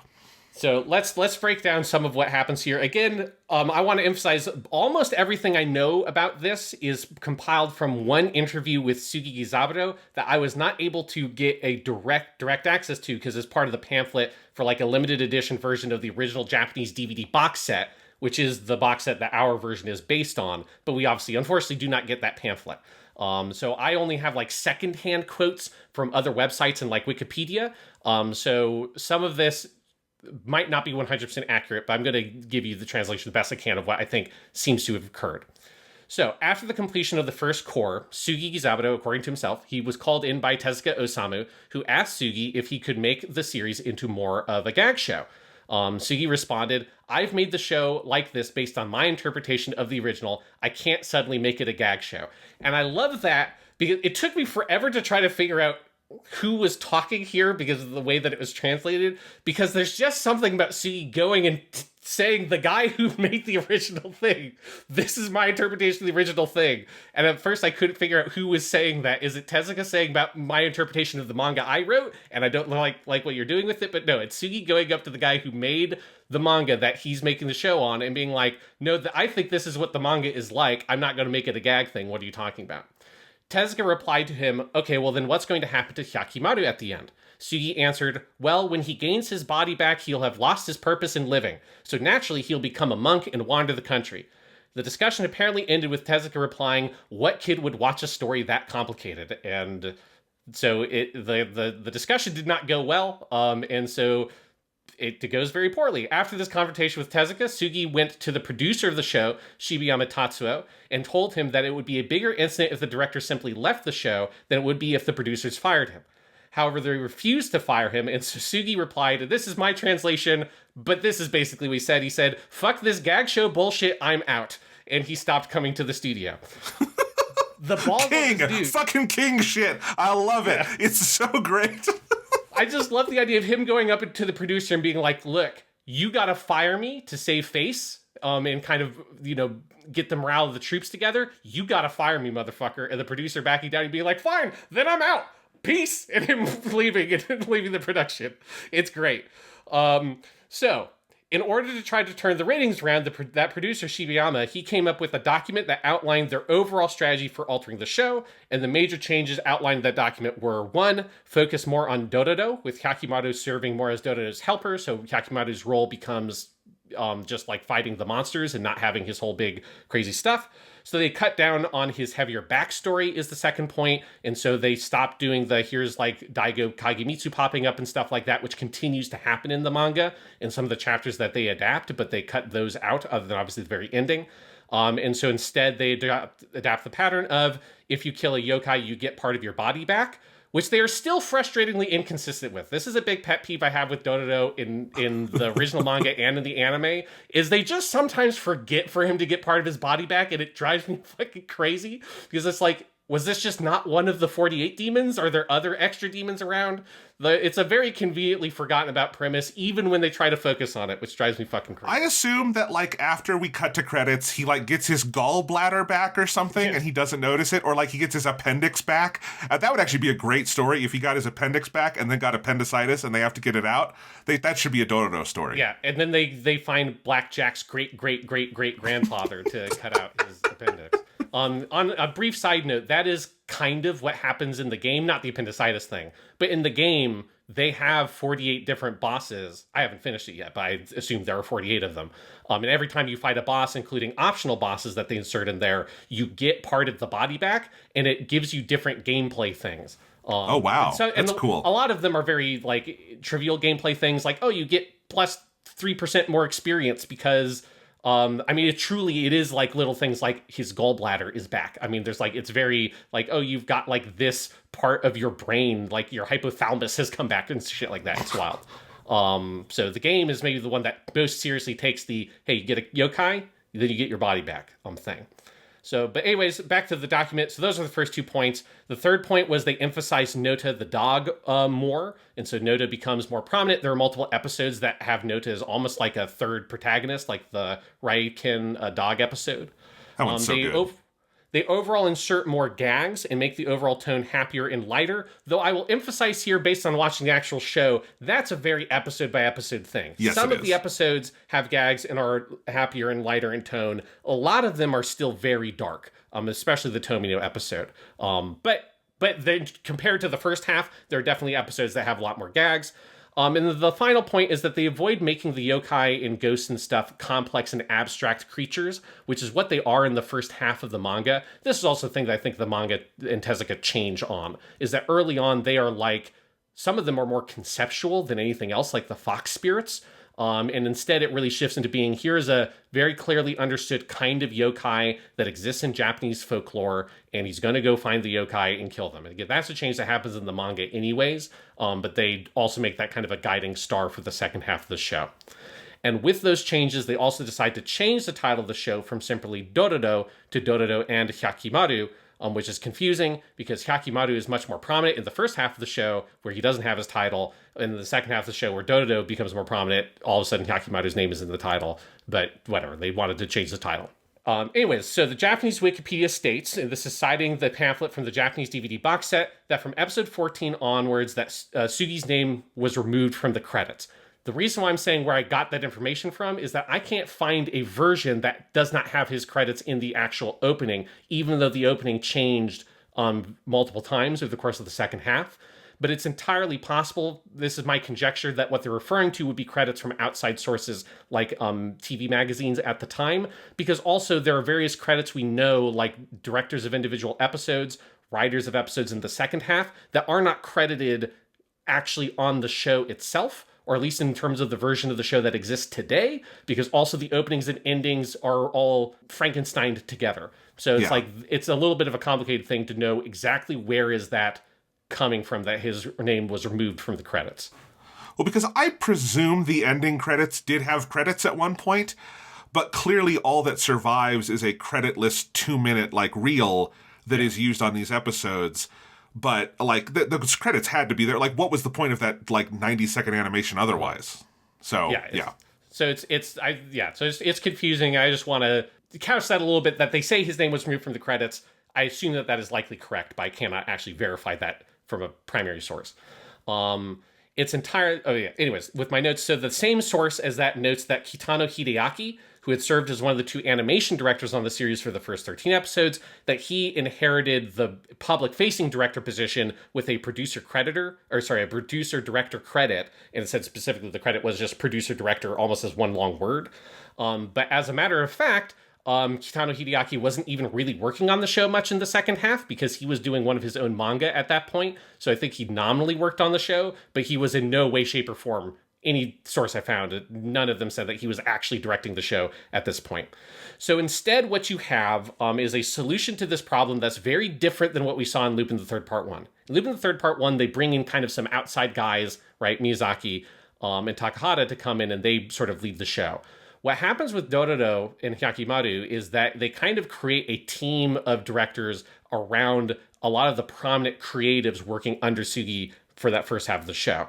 So this team is centered around most prominently the writer, Suzuki Yoshitake. Notably, the only writing credits that exist for episodes are for the second half, 14 to 26. There are no writing credits for the first 13 episodes, though I presume that Suzuki Yoshitake wrote most, if not all, of the first half of the show as well, because he did write 8 of the 12 episodes in the second half. So he wrote almost all of the second half of the show. I assume he likely wrote most of the first half as well. And the first half of the show is a very close adaptation of the manga. Yes. The changes are basically just like, where do things start and end? Where does Nota the dog come in? They're very minor changes. So if he wrote all of them, that would not surprise me. Yes. One of the other people doing these kind of pseudo-director duties was Katsui Chikao, who he directed 3 episodes of the show. Suzuki and Katsui were added to the opening credits with the revised opening after episode 9 as sette, or setting, which to me, that's like code for, if you're looking for in the credits, where can you see the change? It's in that revised version in episode 9. And all of a sudden those come in because those are the first credits to appear in the credits after Tezuka Osamu's name as crediting the original. And before that point, after they had original work by Tezuka Osamu, it went to the animation director credit. Now it went to the sette credit that didn't previously exist at all. So clearly that is a nod towards the role that they're doing. The last name I found cited as one of the leading voices for the show at this point is the episode director Takahashi Ryosuke, who he directed 5 episodes of Dororo, which is more than anybody else, and 3 of those episodes were in the second half. So as far as I can tell, it's sort of this tag team between Suzuki, the writer, one of the directors, Katsui, and then also one of the other directors, Takahashi Ryosuke, sort of guiding the show through its second half. Dororo ultimately ended its 26-episode run on September 28th, 1969. While the show itself underperformed in the ratings while it aired, it, along with the manga, made an obviously indelible impact on Japanese popular culture, and it quickly becomes a cult classic to the extent where it warrants getting this whole DVD box set that required so much effort to make. And then, of course, we get various other adaptations of the story, including a full animated remake by MAPPA in 2019, but that is a story to talk about on next week's episode of the podcast when we pick up that stuff. But it is one of those, kind of like Lupin the Third Part 1. It's one of those things where the show struggled in its original airing, but it then very quickly becomes this beloved thing. And there are so many different creators and stuff that you can find quoting Dororo, the original anime, as a big influence on them as this sort of like early, more adult anime. A couple of other fun facts to go over here. So the series ran out of manga stories to adapt in the second half, or like it ran out of manga stories that it wanted to adapt. Clearly, there were specific stories like the 3-parter that they just decided this is too much for us to try to do. Yeah. Especially in like a modified version. So episodes 14, 15, 18, 19, 20, 23, and 25 are all anime original episodes. And the adapted episodes in the second half are notably more different than the manga versions than in the first half. The first half, it's very close with like a couple of key like pointed changes in certain places. In the second half, they're more like inspired by the manga chapters than they are like direct adaptations of the manga chapters. Yeah, I made a little note here just kind of for my own memory and edification. Yeah. The only episode in the second half I would say is like particularly faithful to the manga is episode 24, which is the Shike Nudo episode. The one with the monk who is like made of rats and mice and things. That one's pretty close, and that's one of the final chapters of the manga. The thing is, like you mentioned earlier, Sean, about how the series kind of shifts after Banmon. One thing that happens in the manga is that after Banmon, Tezuka starts introducing a series of plot points that are clearly meant to, like, enhance Dororo's role in the story. Like, we've clearly gotten to a point where we really know Hyakkimaru's role, and now it's time for Dororo to kind of step into his own protagonist role, and that is around this whole plot point where Dororo in the manga has a treasure map on his back that his parents put there because they had this money that they wanted Dororo to use to try to, like, save the peasant class. And so that becomes an ongoing story arc, including the 3-chapter arc around the Cape, which is a full 1/8 of the manga. Like, that's a big stretch. And all of that is excised from the show because it goes in a more episodic direction, and that story is unresolved. Tezuka never finished kind of that side of the story. So the manga is this interesting thing where Hyakkimaru's plot comes to kind of a head at the Banmon Gate, and Dororo's plot comes to a head at the Cape. But then the manga ends, and we don't get to see where either of those go. The Banmon thing is survives in the anime, and I think gets a resolution with the final episode. It was probably the right call to cut the Dororo treasure thing because there's just, unless they wanted to resolve it somewhere, because it's not resolved on the page. Yes. And it'll be interesting when we look at the modern version next week, because that just adapts, as far as I remember, almost all of the manga. I think there's one or two of the individual, like, episodic ones that they cut out or change. But they make some really key specific alterations and add a couple of new elements in order to make it a, like, complete story within a single 24 episode run. So yes, but it's interesting to see the way that this show sort of struggles with figuring out what do we do with the existing manga chapters, which they choose or don't choose to do. Anyway, so that's part of what they're doing with the manga. Notably, Dororo, the anime, is in black and white, but by 1969, the majority of anime productions were in color, including the pilot film for Dororo. So if you watch the pilot film for Dororo, you will see it's in color, including, and most of that animation is reused in the actual show itself, which is kind of interesting to be able to see what does that look like when it's in color versus when they shoot it with a black and white camera. However, when viewing the pilot film, the sponsors for the series noted that the use of color made the violence more graphic. Very specifically, in the pilot film, they have one of the shots of Hyakkimaru cuts off a dog's head, and that is an incredibly violent. Yes. It's very gory, because then it's like a demon dog, and then it, like, disintegrates into blood and guts and stuff. And so Sugii then kind of takes that note, and this is a quote from him that I kind of translated. He imagined the way that kids will watch adult drama shows in black and white with their parents, and figured that they could make the show black and white, and it would work for that audience. And so he proactively chose to do so. And I thought this was interesting, that the black and white thing was not a cost-saving measure, at least not primarily, nor was that a request by the sponsor to say, hey, you got to make it black and white in order to fix this problem. They said, hey, it looks really graphic and violent. And Sugii was like, I know a way to make that get past the sponsors. We can do it in black and white. And that ends up becoming a key stylistic thing for the show. And I liked, it made sense to me when I read the reason why it's in black and white is that it was a creative one first and foremost, because you can feel that watching the show, and it brings it a lot closer to some of its Jidaigeki or historical film inspirations that are there. And so the black and white is a very fundamental part of the overall texture and look of the series. I mean, this is part of why I wanted to watch it. This is something I've always kind of wondered. Why aren't more anime in black and white, given manga is black and white? Now, some manga are black and white incidentally. Like, Dragon Ball is black and white, but it would be crazy to make a black and white Dragon Ball anime because it's such a colorful world, right? Like, Toriyama uses black and white very well, but clearly that is intended to be a world of color. But there's some, manga I look at and I go, like, Berserk is one where I think the truest Berserk adaptation is black and white. Like, it's just so key to the manga's entire, and Berserk being a manga very clearly inspired by Dororo in places. Like, yes. It's something that's, like, key to the aesthetic. And I think with Dororo, like I said earlier, Tezuka has a lot of cinematic influences. Dororo, the manga, is so Kurosawa coded. Like, it is so influenced by, specifically it has, like, a lot of, like, literal widescreen compositions borrowed from Yojimbo and Sanjuro, which are early 60s. Like, it has a whole standoff in the Demon Sword Nihil, like, chapter that is so clearly influenced by the end of Sanjuro. And I think, like, Kurosawa's style in that period is black and white. Like, you can't do it in color. And so I think the pilot film, like, the animation is very nice, and I'm glad they reused it for the first episode because it's great.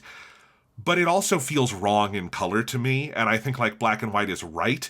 And I think the influences cinematically that the anime team uses trend more, like I said, towards sort of Mizoguchi's use of space and everything, in part because it's 4:3, and that's the kind of frame Mizoguchi would have used in this period. But, like, I do think, like, its cinematic reference are classical period black and white films. Like, I'm kind of confused why that live action film, I haven't seen it yet, maybe it's great. I wish it was in black and white, because, like, my initial instinct is if you're going to make a Dororo movie, that should be a black and white CinemaScope movie. Like, that's, like, clearly, it should be that. So I'm very curious to see what MAPPA does with it, because I assume they thought very long and hard about how to use color for it, because it is just so black and white in my head.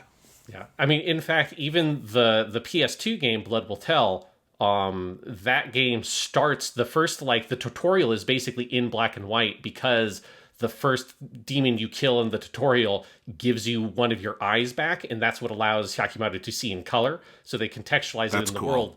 But it's something, and I suspect that, I think later on you get like the ability to sort of like toggle some of those abilities on and off, and I hope that they just allow you to say like, no, just do it in black and white, because it's pretty rad. It's a nice nod to the source material. But yes, black and white, it's so essential to the look of the show, and it's a very smart choice by Sugii it's a good 1-2 punch. It's like it both gets you around the protestations of your sponsor while also like making the show look even better.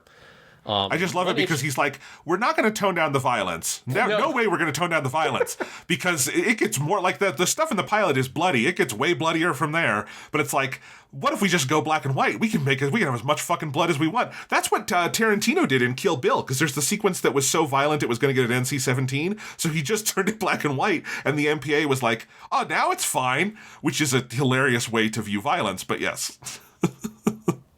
Yes, even more ironically, one of the sequences in the pilot that's in the first episode, I think it's how the show opens in the first episode as well, is Hyakkimaru walking through a field. He becomes surrounded by a group of samurai, and they have this kind of classic samurai movie standoff. Hyakkimaru throws off his prosthetic arms, revealing his swords, and he cuts them down. But the way he cuts them down is you get these freeze frames of the samurai reacting, and then a filter that looks like fluid comes down over the front of the screen. Well, in the pilot film, when it's in color, those things don't come across as graphic because those filters are not red, or one of them is red, but it's not the right shade of red. So it's more as like suggestive of blood, but it does not look like blood. The problem is when he cuts the dog's head off, that's fucking bloody as shit. And yes. It's like incredibly graphic, shocking to look at. But the ironic thing is that opening sequence that is also in this, as far as I can tell, it's the exact same or might be maybe slightly edited in the first episode of Dororo. It looks so much more graphic in black and white because the color filters are now this like ruddy black color that looks like the way that blood looks like on black and white film. Yes. So it now registers like blood filling the screen, and it's like somehow I don't know what Kalpis, the people at Kalpis were doing. I don't know who was looking at this, but somehow he just made the show look so much more grim and dark and graphic while somehow getting past that complaint, which is amazing. Anyways, one other detail I found that was interesting. So there was a novelization of the show made at the same time. This is not to be mistaken with there's another novelization that's made later. This is the contemporary one in the 60s with the show, and that novelization is written by Tsuji Masaki, and he claimed that originally when he got this job, there were plans to air Dororo for a full year and use that as a way to make use of the 48 yokai setup, which makes so much fucking sense. Even though that would not have, because of how faithfully they adapted that first stretch of the manga, you would have had to do something to compress some of those yokai. But it is kind of shocking that that's not what this show is, that it isn't just a 52 episode long, every episode is you kill a yokai and it's made for kids kind of thing. It's got a passing resemblance to the manga, which is what I sort of assumed the show would be before I actually watched it. But it's interesting to see someone connected to the production actually say, hey, this was part of the original idea, is that it was not just going to be a 2-core thing originally. One other fun detail, I forgot to put this in the notes, but that writer, Tsuji Masaki, in the same interview, he talked about how, because one of the reasons he made this point is that he got told that the show was ending, and that instead of his novel releasing sometime in like January, it was going to have to release in like early September. And he's just like, okay. And then he just has to write the whole back half of the novel in like 1 month or whatever, when he thought he was going to have like 3 or 4 months to write it. And that seems like that would be a very, very stressful fucking job. But apparently that novelization is supposed to be very good. It's got a different ending. So that might be an interesting thing to seek out if you're a big Dororo head. Every version of Dororo has a different ending. I love it. Every single one. Yes, it's great. So one other detail, and this is just fucking wild. So starting with episode 20 of Dororo, or Dororo and Hyakkimaru at this point, a card was added to the opening saying Kalpis Manga Gekijo, or translated Kalpis Manga Theater. This was due to the show's sponsor Kalpis now sponsoring that programming block of 7:30 to 8 p.m. Sundays on Fuji TV. Dororo, after it finished airing, would be replaced in that block with an adaptation of Moomin, which is a Finnish children's novel series, and Moomin became a huge hit in Japan and in places in Europe as well. It was very popular. That programming block proved so successful that they then produced multiple other hits, mostly adapting other classic European literature like Moomin. This programming block hit another big threshold of success in 1974 when it aired the Takahata Isao classic Heidi Girl of the Alps. This eventually attracted more sponsors to that block outside of just Kalpis, and so eventually in 1979, they renamed the block with the adaptation of Anne of Green Gables to the name that people would know today, which is World Masterpiece Theater. So yes, technically, Dororo is the first World Masterpiece Theater anime, which is just fucking weird. It's hilarious because, like, we've used that phrase before, Sean, as like a shorthand. World Masterpiece Theater, like, means a certain kind of, like, design of the kid characters and pastoral setting and all that. And Dororo has none of it. And it is hilarious that this is the first World Masterpiece Theater.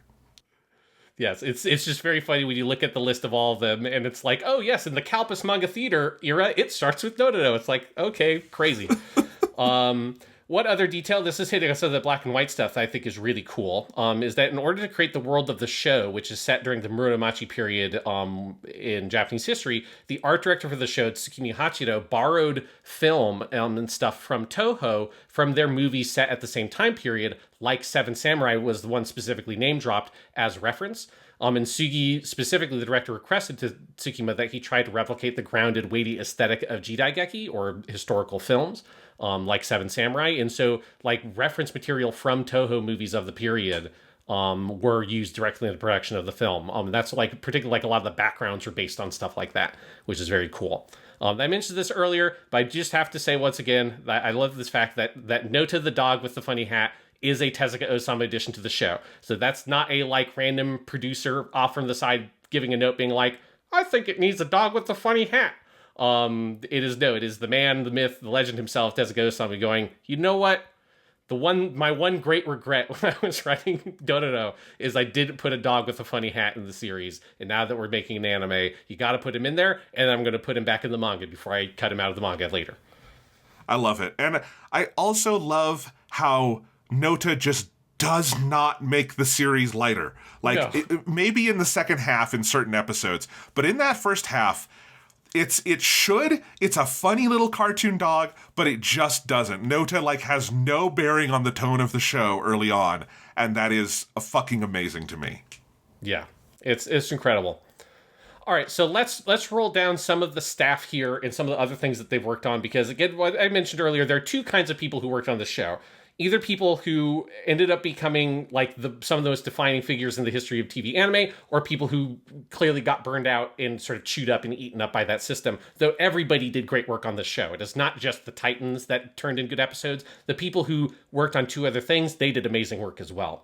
But our director for the first 13 episodes, the chief director, Sugii Gizaburō, some other things he worked on that people might know, like, obviously he was huge on Astro Boy / Tetsuwan Atom, and that's, like, where he cut his teeth on TV anime. But there are a lot of things after Dororo that are really notable he did. Probably in Japan, the most popular thing he worked on was Touch, which ironically is a baseball series, even though he didn't want to work on Hoshi no Kyojin. It's like a baseball / romance series that is supposed to be really good. I want to watch it forever.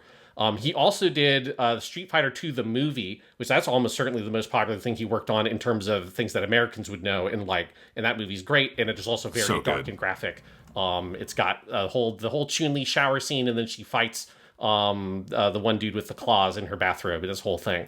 But he also did the 2001 version of Captain Tsubasa, which is the most popular soccer manga ever. And so the guy who just refused to do Hoshi no Kyojin, like, I don't know how he felt about doing Touch in Captain Tsubasa. I don't know if he changed his mind or if he just was shackled to doing sports series. I have no idea his feelings on it. But he did do two of the most beloved and iconic sports anime ever, which is, just an interesting detail. We have our animation director, Kitano Hideaki. Again, he was the animation director for the first 13 episodes. He was nominally the producer director for 14 onwards, even though he wasn't even really working on the show at that point. For our de facto directors, that kind of team that came in the second half, some of the things that they did, that writer, Suzuki Yoshitake, he went on to become a really big writer in various super robot shows. His probably most popular ones are the series Yusha Riding and Gao Geiger, which I know are like huge super robot shows. The animation and episode director Takahashi Ryosuke, he's the one guy who did 5 of the episodes of Dororo. This guy's a really big name if you like your mecha anime, because he goes and directs a whole bunch of classics, including Cyborg 009, Armor Legend Samurai Troopers, and my beloved Armored Trooper Bottoms. So if you're a hardcore Bottoms dude, this is the guy who made Bottoms and all the OVAs and stuff like that. And that's fucking awesome. Katsui Chikao, who is another episode director. He was an animator, episode director, and animation director on a lot of Mushi Pro stuff, including Kimba the White Lion, Goku no Daiboken, and Vic the Viking. He was the main director on that series. I'd never heard of Vic the Viking, but it looked cool. In terms of music, this one is one where I gave up on doing the research because I just didn't know enough to be able to contextualize this guy's career. Tomita Isao. He is an absolute pioneer in the field of electronic music. I know nothing about electronic music, but when I was looking him up, like, this is not just people like his music in Japan. This guy is like one of the guys. As far as I can tell, if you made like a Mount Rushmore of electronic music, he would be on that fucking Mount Rushmore. And so talking about him in a Dororo context is like amusing because it's clearly a tiny footnote in his like insane career he's had. Though he was also a very prolific composer for film and TV, composing soundtracks for a lot of movies either we're going to watch or that I've seen and love. He, when we do the Anime Rama movies, he did the soundtracks for 1001 Nights and for Cleopatra.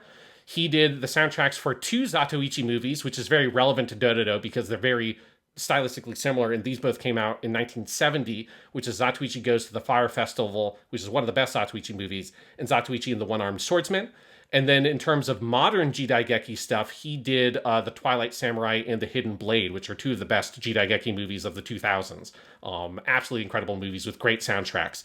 And he did so much else. Again, like his main thing in terms of music and his impact on music is in the electronic music field. But his soundtrack for this show is unbelievable. Like it's so good. It's so cinematic. Good. It's like it could be in a Kurosawa movie, it could be in a Mizoguchi movie. It has a sweep to it that like brings these images to life in a towering way. It really took me aback. Yeah, like as good as everything is on this show, I think the music might be the best part of it. Like I think it is the thing that it elevates the whole production to such an absurd degree because it goes from the gamut from your sort of like epic samurai score using traditional Japanese instruments that you'd expect from something like a Zatoichi movie, but it also goes into, like in that Mizoguchi comparison, it goes into the same territory as the soundtrack of a movie like Ugetsu that is also a sort of yokai horror kind of thing, or the movie Onibaba, it reminded me of at times as well, that also has just an incredible score that it uses a lot of that traditional Japanese instrumentation and kind of choral elements to create this very eerie kind of audioscape that is just so particular of certain kinds of Japanese horror adjacent movies of the time period. It's just wild. And yeah, just having a guy who is like a prominent film composer contemporaneously, right? Like he's making those movies and composing those kinds of Jidaigeki movie scores at that same time. He's bringing that exact same level of expertise to Dororo, and it sounds like it could be absolutely the soundtrack to a Zatoichi film or Ugetsu or any of those. Like it's at that level, and it's just wild to see something so early in anime production history get a score of this level of caliber. It's pretty crazy. Yeah, I would agree on a craft level, it is the best part of the show. Yeah, it's wild. All right, so let's run down just quickly here some of the episode directors. Dezaki Osamu, my beloved Dezaki Osamu, he does 3 of the episodes 1, 6, and critically episode 11, which is hands down the best episode. That's the last Bond Moon episode. It's basically just a masterpiece. I think those 3 are the 3 best episodes. Like, I think I would put the Tomino episode 16 almost in a different camp because it's so fucking bonkers. Yes. But like, those 3 are to me the peak of Dororo, and it's like, I hadn't even looked up the directors when I got through that stretch, and then I looked and I'm like, oh yeah, those are the 3 that hit me hardest, and it's the opening, it's the end of the Misery Chronicles one, and it's the end of the Banmon one, and it's just like, you can see the full Dazaki experience there. And I think you're right. He is such a master of making limited animation feel limitless, like it is just all artistic choices. And for this show, my God, it's incredible. Yeah, and I think it's also Dezaki's style clearly just sort of synergizes with Sugii Gizaburō's so well. Yes. Because a lot of episode 1 is footage reused from the pilot film. I would say like maybe a third of that episode. It's basically all the Hyakkimaru stuff is more or less from the pilot film. And the Dororo side of things is not. And the way that all like kind of merges together is so impressive. For people who don't know, just as a reference, Tezuka Osamu, arguably the best director in the history of TV anime. He did Ashina Joe, or Tomorrow's Joe, The Rose of Versailles, Dear Brother, which that's the only one I've seen all the way through, but it's fucking amazing. Aim for the top, like so many all-time greats. He will definitely be the topic of a future Japanimation Station season one day, because Crunchyroll got the rights for fucking Ashina Joe, which I assume I didn't see that. Wow. Yes. So I assume that means that Discotheque will probably be not far behind. Something opened up and Ashina Joe is now open game. That's not just the Ashina Joe 2, the movie. And that's like one of his only major TV shows that had not come out in a modern release. So he also did the first batch of Lupin the Third TV specials, and we reviewed Bye Bye Lady Liberty, and we talked, I feel like we talked everyone's ear off about how well directed that one is, because it's incredible. Yeah, amazing stuff. So the director of episode 2 is Endo Masaharu. Again, he's one who he did various Mushi Pro things, but clearly kind of burned out after that.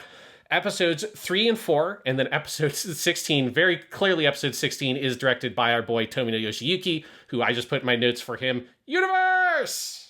Because... And I think it's so funny, because I would say episodes 3 and 4 are good, but they're more anonymous. Like, they're in the style of the show. I don't think you could, like, honestly say you could tell they're Tomino episodes. He is, like, towing the company line. But then episode 16, Dad's left, Sugi's gone. It's a free-for-all, and Tomino's like, I'm going to do whatever the fuck I want. And episode 16 is one of the craziest episodes of TV I've ever seen, and it is one of the most purely Tomino things you will ever watch. It's like basically him trying to like experiment with Soviet-style editing. It's insane. I fucking love it. It's a masterpiece of an episode, but it is bonkers. Yes. And I agree with that assessment that 3 and 4 are really good episodes, but I think you could tell that like a lot of those episodes probably is like have Sugii Gizaburō's fingerprints on it the strongest. And then 16 is Tomino coming in here like a wild motherfucker and doing what he wants. Takashi Ryosuke, Mr. Bottoms himself, right? He did 5 episodes across the series. He did episodes 5, 13, 17, 20, and 22. Katsui Chikao, who's the other like kind of major director from that one, from the director team post episode 14. He did episode 7, 8, 15. Nishimaki Hideo did episode 9. He is a Mushi Pro guy. Minami Kawahiroshi did episodes 10 to 21. He is also Mushi Pro guy. Hikone Norio did episode 12. Once again, Mushi Pro. Again, all those guys only did stuff in through the 70s. And then episodes 14 and 23, this is by a big heavy hitter. Those 2 episodes, which are not necessarily my favorite episodes, but I would not use that against this guy. Okuda Seiji is the director of those 2. He has maybe the most stacked credits I've ever seen for someone who is storyboard artist and episode director primarily. Here's just a small list of things he did notable number of episodes for. Ashina no Joe, Beast Wars, Dr. Slump, Future Boy Conan, Getter Robo, Hamtaro, Heidi Girl of the Alps, His and Her Circumstances, which is the Ano romantic comedy show, Hitori Bochi no Marumaru Seikatsu, which that came out like 4 years ago and is one of my favorite modern kind of weird goofy comedies. The show Kirby Right Back at Ya, which I forgot existed, but that was also on 4Kids. Lupin the Third's Part 1 and 2. He was a really prominent director on both of those. He's a big director on Naruto and Naruto Shippuden and One Piece. He did 14 episodes of fucking Sonic X, most of them in the like secret second season of that show that didn't come out over here for a long time. And he did a number of episodes on Turn A Gundam in the back half of that show. So this dude's directed like a number of episodes on some of the best anime ever. But the thing he's known for as the lead director is the 1985 super robot anime Don Kuga, Super Beast Machine God, which is very well regarded. Again, I'm not a big super robot guy, but I've heard that name in a number of places. Yeah, and I just want to say, like, episodes 14 and 23, I don't really like the scripts for. It's the one with, like, the trouble-making demons that Dororo releases, and then the tree demon. But I think they're both really well directed. I think they both have really good boards. I think they have really imaginative use of visuals. Like, I like how the tree in 23 kind of looks like an evil version of the trees from like a Disney movie or something. They're like notably well directed, even though I don't really like them as episodes because of maybe the story just doesn't do it for me. But you can tell this is the guy who would direct half of Sonic X. No, I'm kidding. Exactly. Sonic X, actually, if you look at Sonic X, has like a wild number of heavy hitters on it. That show was like made by really good people. Yeah. It's a good show. Sonic X is good. Show. People probably think it's bad because they've only ever seen episodes from the terrible English dub version. But if you watch some of the OG Sonic X, which you can now. Discotheque has a set of all of it in Japanese, which I have, and I haven't watched all of it, but I want to. It's very good. Okay, some of our other directors here. Kitano Hideaki, he did episodes 18 and 26. Ishigoto Noboru did episode 19. He's very notable because he is the series director for Super Dimension Fortress fucking Macross. He is also the director of Legend of the Galactic Heroes, the original OVA series, which is like 100 plus episodes. So I always forget Ishigoto Noboru was working this early because he's older than the rest of the Macross crew. The rest of the Macross crew is like young upstarts who are like otaku types, but he comes in as like the old man. He's not old at that point, but the older guy who has some experience and makes it work. I forget you see his name this early on things. Yeah, but I love how you have basically the fucking real robot trinity here, the fucking hat trick. You've got the Gundam guy, the Bottoms guy, and the fucking Macross guy all working together on this crazy samurai show. It's pretty wild. Then we have two final directors to talk about. Okazaki Kunihiko did episode 22. Again, he's a big Mushi Pro guy who did a various number of shows at Mushi Pro. And then episodes 24 and 25, a guy who they almost certainly looking at where that is, they must have just brought him in as a fucking closer because they're like, man, we got to finish the show because it's wild to do 2 episodes back to back at the very end. They brought in Sugiyama Taku, our boy from KyoAni, the older brother to Hata Yoko, the co-founder of Kyoto Animation, the younger brother of the sister who is an accountant who's partially responsible for the creation of, it's not Tatsunoko Productions, it's the offshoot of Tatsunoko that made like Ghost of the Shell. I'm blanking on that studio name. But there's that whole wild story as well. Anyways, the Sugiyama family, they're a big family. They've shaped the history of anime. He does episode 24 and 25. Of course, he's from the same generation of people as Sugi. He had already directed 2 whole series at Mushi Production at this point. So that's why I look at him doing episode 24 and 25 and then basically like, we got to bring someone in to bring the show over the line because I have to imagine with the direction change at the middle and all that kind of stuff, that they were probably like really stretched by the time to get to the end. So they have to bring in Sugiyama Taku to be like, we got to fucking close this thing out. Yeah, it's, I think the closer analogy is correct. It feels like you're going to the bullpen and being like, who hasn't used their arm in a while? Yes. let's bring you out. It's great. All right. So that's our crew here. So let's talk, you want to talk about the opening now, Jonathan? I do. Yes. I think we need to. One of my great regrets in life now, Jonathan, is that we did our top 10 anime and endings episode for Weekly Stuff Podcast before I had seen this, because I love Dororo no Uta, or Dororo's song, the opening theme and ending theme to Dororo, though that's more complicated.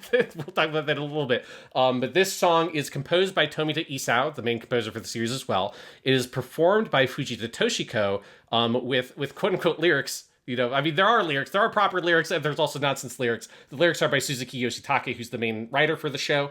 And this song, oh my God, I love this song so much. I love the nonsense part of it. I love the way it moves between the kind of the Dororo nonsense lyrics and the very sweeping romantic lyrics of the Hyakkimaru themed section. I think it sounds like a song that would be at the beginning of a really good Zatoichi movie, and it's fucking perfect. I don't know if I have that level of enthusiasm, but I do really like it. And I think what you just said about the way it transitions from Dororo's nonsense lyrics to the sweeping, you almost can't believe it's the same singer doing the big sweeping poetry that goes over Hyakkimaru's section, is awesome and such a good reflection of, I think, even in the early going, what tonally the series is doing between those two main characters, like as a call and response. It's very cool. But it is also a super weird history behind it that you've written down that you wouldn't necessarily know watching the DVDs, and we've got to talk about it because it's crazy. Yes. So first I want to shout out the singer of the song, which is Fujita Toshiko, who she was 18 at the time that they made it. And she would go on to become a very, very notable voice actor. It is still one today. She's voiced a bunch of really popular characters, including Mamiya, who's one of the main female leads in Hokuto no Ken, or Fist of the North Star. She's Taichi, the main character in the original Digimon adventure. She is Dai in the original version of Dragon Quest Dai no Daiboken. And this is a personal note from me as someone who's been rewatching the original Dragon Ball. She's everyone's favorite Dragon Ball villain, Husky, who is the crazy 80s lady who just looks like Mamiya from Hokuto no Ken. And she's there. It's when they go to, is when Goku goes back to West City, or goes to West City for the first time during the Red Ribbon stuff to find Bulma. They put a filler episode in there where they all go to the fucking amusement park, and Red Ribbon has hired a badass 80s lady with an Uzi to go fucking kill Goku. I remember this now. Oh, God. And that lady is voiced by Fujita Toshiko, and it's fucking great. And I love Husky, and they need to put Husky in the games because she's amazing. That's amazing. Yeah, the lyrics of the Dororo part, like I said, are nonsense words that you would they're sort of like playful kind of kid language that are made up, but you can kind of tell from context what it's supposed to mean. And Hogetada, which is like the main thing in the theme that then Dororo also starts saying in the show in the second half, basically is meant to mean dumbass, which I like. It's just he's calling everyone dumbasses, and it's good. But anyways, the opening, it's just a whole complicated thing. So the original broadcasts of the original episodes did not use the Dororo no Uta, or Dororo song, for the first 8 episodes. But instead a theme that, as far as we know, was similar in style to the Hyakkimaru theme that used the male chorus style, like that deep male chorus. But that version does not exist. So this original version with the deep male theme, that was used with the visuals of the peasant uprising, or the Iki, as it's called in Japanese. And Dororo no Uta was only used as the beginning with episode 8, when the opening changed to the more comical opening with Dororo dancing on the rooftop and all that. That then becomes the template for like the 8 different versions they do after that point with different footage of Hyakkimaru. Dororo no Uta was later paired to the Uprising footage for those first 13 episodes on a rebroadcast, and also on the Laserdisc version, which for a long time was the only home version that existed. When the team in Japan that created the DVD box set made it, they created a new version of the Uprising opening using that footage, and paired the Dororo no Uta version with it, and restored the various versions in the second half, because most of those, like the Kalpis Manga Theater opening and that kind of stuff, that was lost for years and years. And they found some tapes and they recovered that. But if you're curious, why does the quality of that first 13 episodes, the opening there, look so crisp and good? That would be the reason why. It's because it's pulled from the Laserdisc with like a new version of like pairing the song with it better. But unfortunately, whatever that original song was is lost to time. I found a whole blog post by the guy who worked on the DVD box set in Japan, and him talking about like the choice to say, hey, instead of trying to replicate that original opening as best we can based on people's memories of it, we just decided to go with what people kind of know from the show, because people were familiar with the Dororo no Uta song being the opening, and they just tried to do that as best they could, but then preserved the openings as best they could for the second half and tried to make those accurate to have them play on the episodes that they would have played on. The one thing I'm not entirely sure of, that I believe this is the case, but I didn't see anything saying this specifically, I believe Dororo no Uta did play for the original first 8 episodes, it just was only the ending theme. That's what I think it was, and then later the ending theme was used for the opening. Again, I don't have that confirmed. The melody is in the episodes in the score, so it had to have been written at that point. Exactly. Because, yeah. So that's what I assume happened there. But it is like, it was interesting reading that blog post, because the guy who's part of the restoration team writing the blog post, he basically relates, he was shocked when somebody casually mentioned to him while he was like putting together the materials. They're like, oh, you know that it wasn't originally the opening song. And he was like, what do you mean? What do you mean? It was because he grew up watching the show. He just didn't see the original broadcast version. And they're like, yeah, it was like it was like that Hyakkimaru kind of song or something like that. And he's like, what the fuck are you talking about? And the blog post is this huge blog post about him trying to go into detail, trying to find it, and just couldn't find it. He'd be like, okay, we'll just do the version that people know. But they recovered the second half openings, which is a win for preservation. But this is what I mean when I say, like, it's, the version we have now is not perfect. The video quality, you wish they had like pristine 35mm prints to scan for all of this. But boy, are we lucky we have it at all. When this is like, when we're missing like pieces of music like that, I mean, oh my gosh, we're so lucky we have this show. Yeah, 100%. It was an amazing restoration effort by that team to try to get as much as they could and as accurate as they could to what that original broadcast version was. Yeah. Let's talk about some of these cast members, Sean, because some notable people and some great performances. Yes. So let's start with Dororo, our title character. Dororo, who was performed by a different actor in the pilot film, but it was not particularly, didn't fit the character well. They recast Dororo for the TV series, and they cast Matsushima Minori, whom, if you've seen some of these other popular shows, some of her big stuff, she was Sayaka Yumi, one of the main characters in the Mazinger Z, or Mazinger Z, and a TV anime from the 70s. She was Tsuru in One Piece until her death in 2022, at which point it was recast this year. She's Ritsuko Chigusa, who is the main heroine's mother in the show Maison Ikkoku, which is one of my personal favorite shows ever.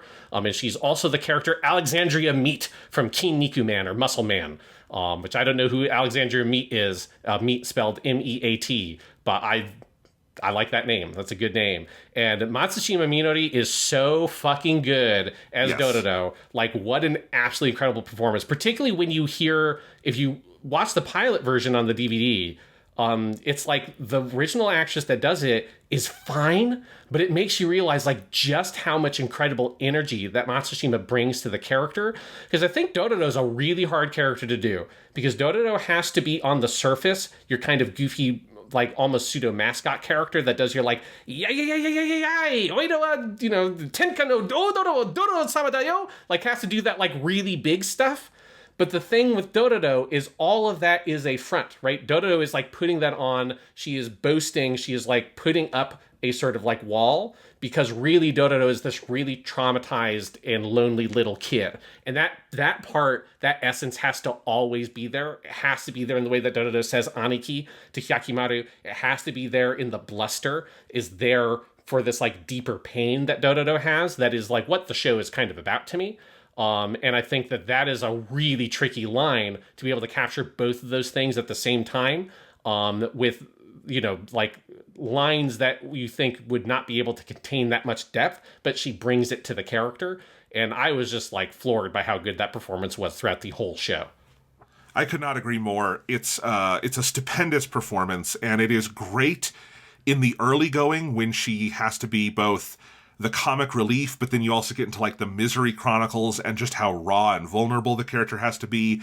But also, I think she sells the switch of the second half of the show. Like, I don't think if you didn't have Matsushima Minori in there, that it would be a much harder turn that the show makes at episode 14, because a lot of the subtext kind of goes away at that point, but Dororo is still Dororo. Like, there's something about, like, the character continuity is so firm that even when you move into purely comic episodes, the character and all the depth, I think, is maintained in that performance. And, I mean, the way she says Aniki will be burned in my brain until I fucking die. There's a part in the Vertical Comics translation, I forget which chapter it is, but there's a chapter where some of Dororo's dialogue is drawn into the manga panels almost like sound effects, and so Vertical didn't translate it. They wrote like captions off to the side, but they didn't, because Vertical leaves all of like the sound effects in, and so you can just read it in Japanese, that like series of lines, and it was just a seamless, I saw that and I'm hearing her voice in my head, because when you see the word Aniki written in fucking hiragana, I think from now on I will just hear Matsushima Minori saying that,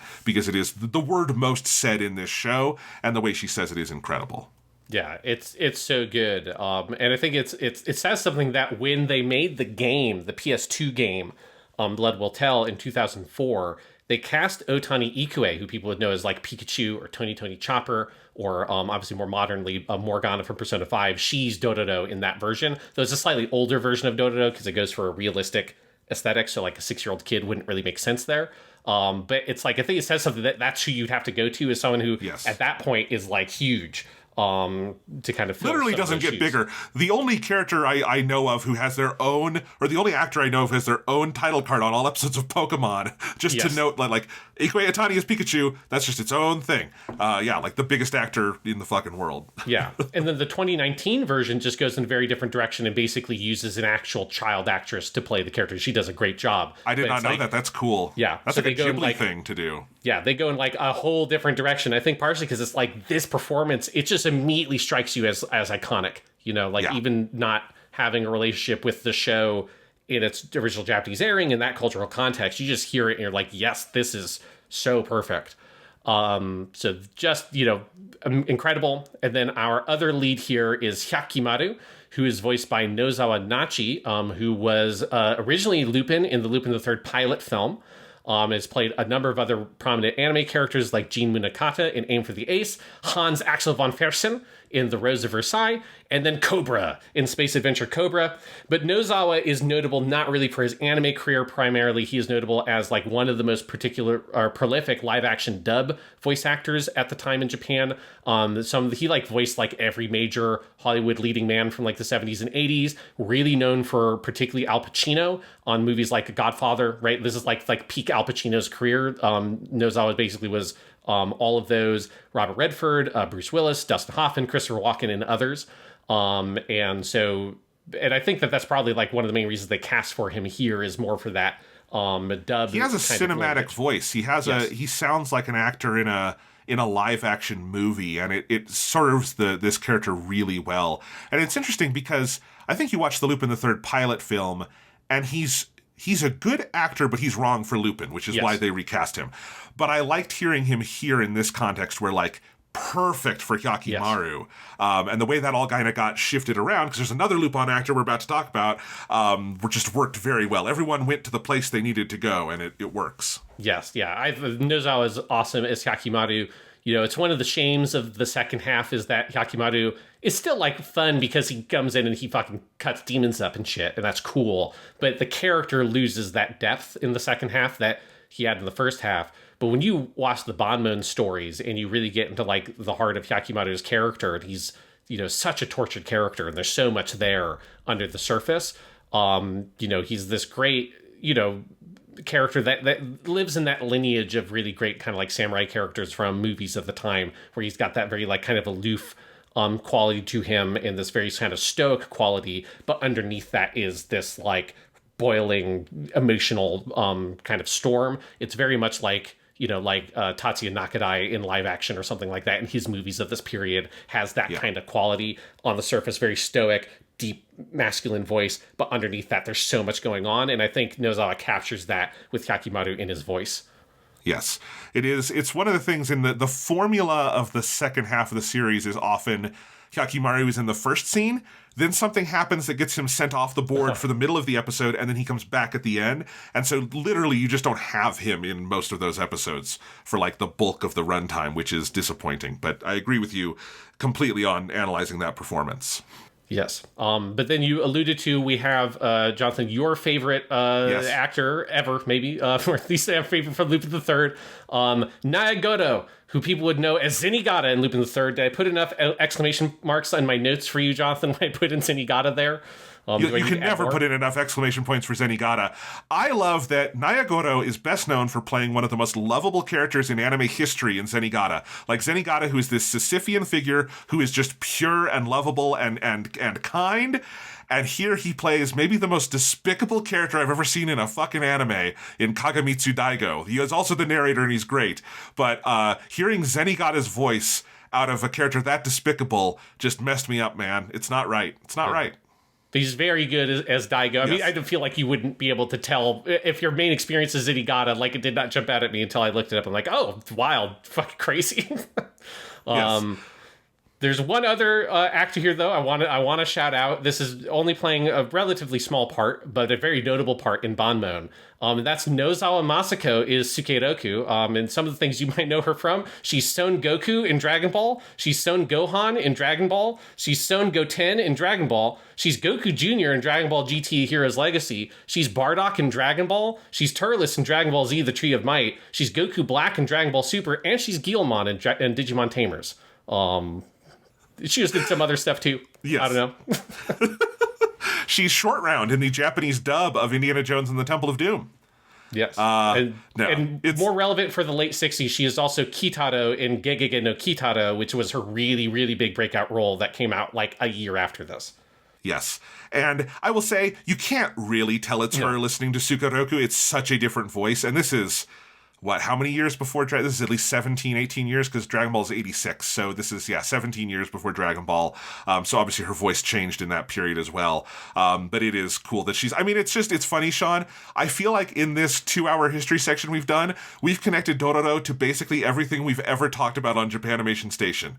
And the intersection of talent on this show is truly insane. Yes, and I can do one more, because if memory serves, I believe this character, Sukeroku, in the modern version, is voiced by Takeichi Junko, who is Naruto. So who did they get to replace Goku? It was fucking Naruto. I think that's right. I'm going off of memory off of that one, but I'm pretty sure that's true. So we can connect it to everything, Jonathan. Indeed. It's Dororo is a synecdoche for anime. Absolutely. Now that we've gone through the brief and succinct history section of the episode, Jonathan, how do we dig into the rest of this? Well, there's a lot of paths, and I think one thing I think is why we spent so much on the history section is that our review kind of is embedded in the history section. Yes. Which is that this is an important show. This is a fascinating show. It's a show with a rich and interesting backstory, but it is also a great show, particularly, I think, for those first 13 episodes. And I'll just say right now, I was so taken aback with this show right off the bat, because I think, particularly, the premiere is Dazaki, and you just get great story after great story in that early going, and it is, I think, an arresting piece of animation. Like, I think it is truly it stops you in your tracks. I think the way it uses the limitations of the Mushi Pro style of limited animation and turns them into strengths by focusing, I think the compositions of individual shots, even if there's no movement in the shot, the compositions are so striking. A lot of them pulled from the manga, a lot of them original to the show. I think the editing and the storyboarding, I think the montage of the series, I think the way it uses music and the way it sometimes uses silence and the way it deploys violence, it is just a truly arresting work. And I'm currently putting together, by the time this podcast is out, I'll be halfway through the semester, but I'm currently putting together for my job at Colorado Boulder a class on animation and kind of animation theory. And I wanted to do a week on the idea of limited animation, and then we started watching this show, Sean, and I just went, well, that's it. I'm showing Dororo. Mm-hmm. And I think the ones I'm going to show, I haven't finalized this yet, but I think my plan is I'm going to show episodes 1 and 2, and then I'm going to show the Banmon 3-parter. Because I think you need something to set up the Banmon 3-parter, but the main thing I want to show is Banmon, which I think those 3 episodes are one of the highest pillars of anime I've ever seen. They are just a towering masterpiece, and I think such a good example of how you can do limited animation, but have this just immense embodied impact. So I think those are the ones that I'll show because I think they'll fit into a screening. I could also argue for putting Tale of Misery in there, and I might just tack on and do the finale, because I think you could do the first 2, the Banmon 3-parter, and then show episode 26 and kind of give people a sense of closure, because I think episode 26 very much fits in with all of that stuff. But yeah, I think, I read the manga alongside the anime. I think the manga is incredible. I think the anime is a amazing translation of that manga for a very different kind of medium, and a very different, anime is a very different thing at this point. The second half I found more up and down. I think it very much depends on the episode. I think it sticks the landing 100%. So yeah, it's an incredible show. And I think probably the way to break this down is less to go through every single episode, because I don't know if that's necessary, but to definitely break down the 2 halves and what a build there is in that first half. And then what a weird sense of experimentation is on display in the second, because it is just it's a fascinating show. Yeah. And I think one of the things that really struck me, and I think one of the reasons I just love it so much, is that it is contemporaneous to a kind of Japanese media that I don't associate with anime, at least not in a direct fashion, which is it's this sort of proper Showa era jidaigeki. It's completely contemporaneous to the Zatoichi series and that whole style of jidaigeki that becomes very popular in the 60s and early 70s, where you pump out 2 to 3 a year. Zatoichi is obviously the most successful, having I think 26 or something off I think it's maybe even 28. But you have a lot of other ones like Lone Wolf and Cub and various others that are more like 5 to 8 movies long and stuff like that coming over out of the course of 3 to 4 years. And it's just a really, really popular genre in Japanese cinema at the time. And then by the time you get to the sort of late 70s, particularly into the 80s, the Jidaigeki just kind of goes out of fashion, particularly in film. It always lives on in Japanese TV because there's always a popular year-long Jidaigeki airing on Japanese TV. But you start moving into these other genres and this other territory once you start getting into the world where anime is really popular. And I kind of in my head associated a lot with my love of giant monster movies, which show the same genre path of popularity and then decline and the resurgences later on. But the 80s just move into this such a different popular cultural space, and anime is so defining of that space in Japan's popular culture that when you go back so early to something like this, it's like I have to keep on reminding myself that I'm not watching something that is trying to mimic necessarily, or just like mimic in a nostalgic fashion, the techniques of a movie like a Zatoichi film or Seven Samurai. It is of a cultural like piece with those movies, like when you look back historically. And that's just something that's very remarkable because I think it just has all the high qualities of those sorts of film. Which as a lot of the things you're highlighting of like really striking compositions with really strong editing that like, I think it matches the needs of a limited animation style so much. Like the episode 1 has these long shots of looking at the house in this rainstorm. And those shots are from the pilot film and they look fine in the pilot film. But when they're in black and white, it's the exact same thing. In black and white, it's so striking in the way that the climax of Seven Samurai is, or any other similar black and white samurai movie that uses rain prominently, that then darkens the rain in order to come out really well in black and white film. And that's how it comes out in the show. And I just think that sense of like having these really striking compositions, the camera's typically not doing anything super crazy or ambitious. You're not trying to do a lot with a lot of movement. You're trying to do everything you can with like minimal amounts of movement. And that ethos, that is an economic ethos for the show on one level, I think is also just like a natural aesthetic ethos for the show as well, because that is what those movies are like, right? The whole ending of the movie Sandro is like 90 seconds of 2 guys in a field surrounded by some other people staring at each other until 1 second a sword comes out and it cuts through the other guy and blood sprouts out. And you could do that scene in the style of Dororo perfectly, because Dororo kind of does in multiple places when it does that action, particularly in the first half and then really prominently in the final episode when Hyakkimaru kills Daigo. You just have this like really stark, striking action that's very fast and impactful, surrounded by moments of tension or sometimes serenity that are very kind of placid, and lots of like still frames that you're just kind of admiring. And I just think it is such a like perfect fusion of the economic realities and the artistic ambitions of the show that they kind of gel together and create this beautiful thing that is the exact same thing that the Zatoichi movies do, or any of those kinds of movies where they're making a 90-minute movie in 3 fucking months, or less. They don't have time for really crazy shit with really ambitious camera moves and all that kind of stuff. It's a very efficient process, but one that gets such a powerful product out the other end. And it's the thing I love about the Zatoichi movies. It's the thing I love about old Ultraman. This is just an era of Japanese media I adore for these kinds of directorial tendencies, because the thing I love about old Ultraman episodes is the way they're directed more than anything else. And Dororo just fits and slots into those kinds of things perfectly because it is exactly contemporaneous with that media. That's such a good point. And I'm glad you're reminding us that, like, yeah, this is not nostalgia in terms of what it is trying to build for its story. Like, if it's, when I said that, the manga quotes Sandro at a certain point, that was a 5-year-old movie, that would be like us today quoting, I was going to say Mad Max Fury Road. That's older. That's 10 years old, So like something 3 or 4 years old from now, like the latest Mission Impossible. Or Spider-Man No Way Home or something, we'd be... Well, you wouldn't, because that movie's a piece of garbage and there's nothing worth quoting in it. But, It's like the last movie I saw at a movie theater, I think, or something. Okay. I remember. No, Mission Impossible would be the last one I saw at a movie theater. So I saw a good one. Yeah, you saw a good one. But anyway, no. What was I saying? But yes, so it's not a nostalgia piece, and it's working within. It's like it's of a piece of these things. It is not mimicking those things, and I think that's a really good point to make. And I think it does have other, influences that are a little older from like the 50s, but even then, 50s are within the immediate living memory of everyone watching it, except maybe some kids, right? And some of those kids probably shouldn't be watching the first 13 episodes because they're brutal.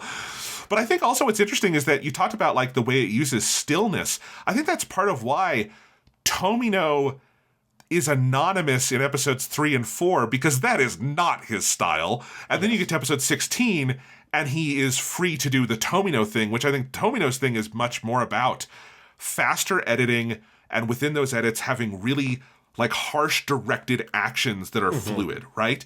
And it is also in some ways a limited animation style, but it's very different. Like Dezaki and Tomino are very different directors. Yes. And the thing about the second half is that you could argue it is better animated in the sense that there are clearly more frames of animation in a lot of the second half, because there's more focus on the action scenes. The fights that Hyakkimaru has are often more elaborate.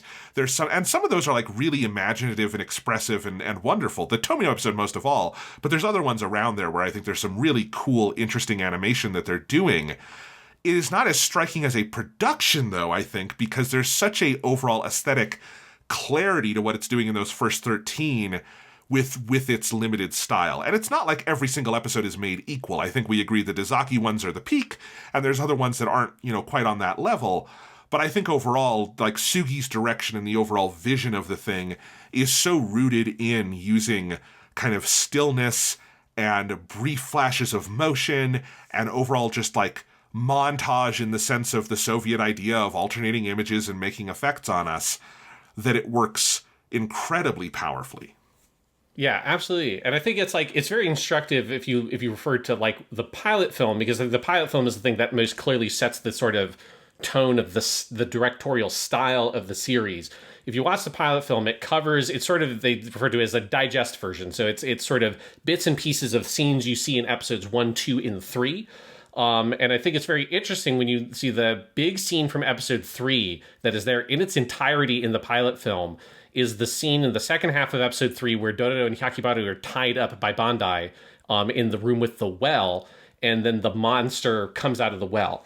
But that scene is so tense and so gripping, particularly the TV version when it's in black and white is even way better.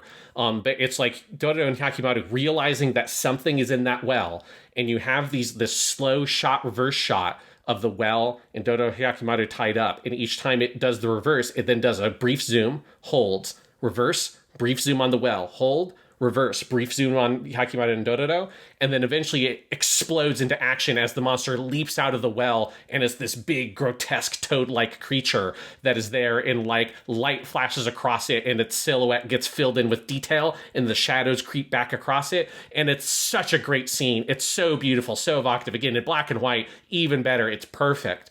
But it's not a Tomino kind of scene, because it's not. Like, that is literally not there, because that's clearly done by Sugii Gizaburō. He was the director of the pilot film. He storyboarded the pilot film. But that sequence is in completely exactly, other than it's in black and white, in the actual episode.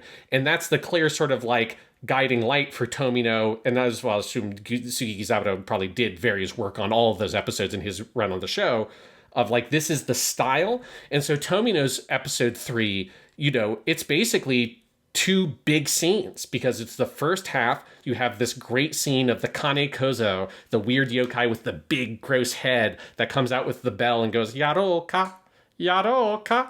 Like, so you good. want some? And the way that scene is done in the anime is so great, because it's so tense. It just holds on that shot of like the swamp, and he slowly comes out of the swamp and slowly towards camera as Hyakkimaru is sleeping, and Dororo sees it, and you have these horrified reactions from Dororo. She's trying to wake up Aniki, and he's just asleep. Obviously, we realize he's actually awake, and he hears this message from the Kane Kozo, which becomes important in episode 4.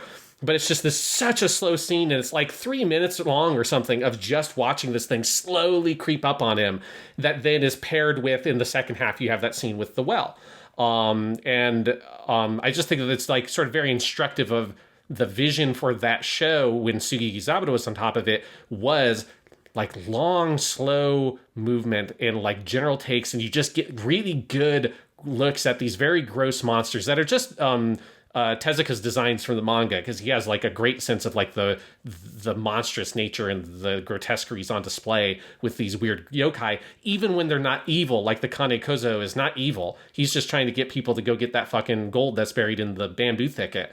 But they're these otherworldly creatures, these supernatural beings, and it communicates the sort of weird supernatural horror of them by making you like hang on that suspense and then revel in the horrifying nature of what these things are. And that then is similar to the action, where you have the very defining action scene in the pilot, which is also in episode 1 that we kind of talked about, where Hyakkimaru is surrounded by the samurai, and it's your classic samurai standoff, and it's done in this sort of like big long take of them all staring at each other and brief shots of them looking at each other. And then the actual action is quick. He throws out the swords, and then you just get these quick shots of him slashing horizontally, then a shot of the reaction from the enemy with blood dripping across the screen, and does that for like the 5 guys, and actual action is like 20 seconds of those moments. And that is so sort of like the way that kind of chanbara or samurai style action movie of the time, like a Zatoichi, that's the mood and the style of the action. And so it's very interesting to see that and how it's reflected in the pilot film, how that then carries through those first episodes. And yeah, it kind of buries the natural style of someone like a Tomino that isn't really in that world. Even though I think he obviously did great work on episodes 3 and 4. I think those episodes are amazing. But it's interesting to see how he kind of melts away in those episodes, because it's not really what the director needs. Whereas Dezaki's style is exactly that. I mean, all those things are 100% what Dezaki does, and he perfects that form over the course of his career. But then in the second half is where each individual director gets a lot more control over the style and tone and editing and direction of their episodes, become much more apparent, and also much more then inconsistent in quality. Yes, I think that's a good way to put it. And, you know, the word I used at the very top of this podcast describing my reaction, and it's the word I kept thinking while I was watching these episodes, is ambitious. Yes. And that might strike you as weird if you're looking at, like, the number of frames of animation or something, or the fact that, like, this is clearly an older show with a simpler style, right? Mm-hmm.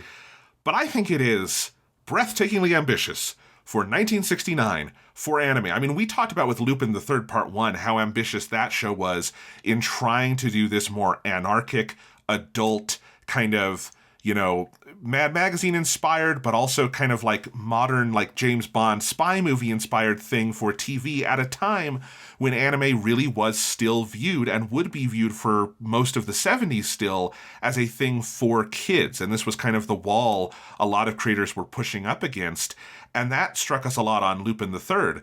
Well, Lupin the Third is still a show with like a lot of energy and fast, you know, pace, and there's action, and there's sexy stuff going on, and there's jokes and all that stuff, you know. Dororo doesn't have any of that. It is very slow, as you say. Like, and I think there's an ambition in slowing down and looking at the exterior of a creepy fucking house and letting the music play, or having the big Banmon gate just consume the frame for a minute and like sit in, because that's like the first 10 minutes of the Banmon 3-parter, is sitting with the eerie, off-kilter feeling of sitting at this broken gate where there's these fox spirits around, but really there's just this overwhelming sense of death in the air. And we're going to let you just soak in that for a little while. That's ambition. And I think that's an ambition that you see throughout these first 13 episodes that I think peaks in the Banmon 3-parter, but is there in all of them when Sugii is directing, of it feels adult. It, even when, you know, Nota is on screen being adorable, it feels like this is a show, and I don't necessarily mean adult in that, oh, it's violent and it's inappropriate for kids. I mean, like, it is a demanding something of your attention that quote-unquote cartoons don't usually demand, right? Mm-hmm. And that is not me putting down cartoons. I love cartoons. But it is, you know, something that, like, even if you go to, like, Astro Boy or something, and other, I think, Tezuka shows from this period, they aren't asking you to watch it as closely and as, like, this is a show where I would shut out all the lights, and even though the audio quality is not great, put on my very nice headphones and just kind of, like, sink into the show. And I do think that kind of attentional thing it's asking for, plenty of anime do it today. 1969... boy, this is a bold fucking thing it is doing. Yeah, absolutely. And I think like a lot of it is it's just like the nature of this story, and like Sugii Gizaburō like jumps into it and in many ways makes it even darker than the source material.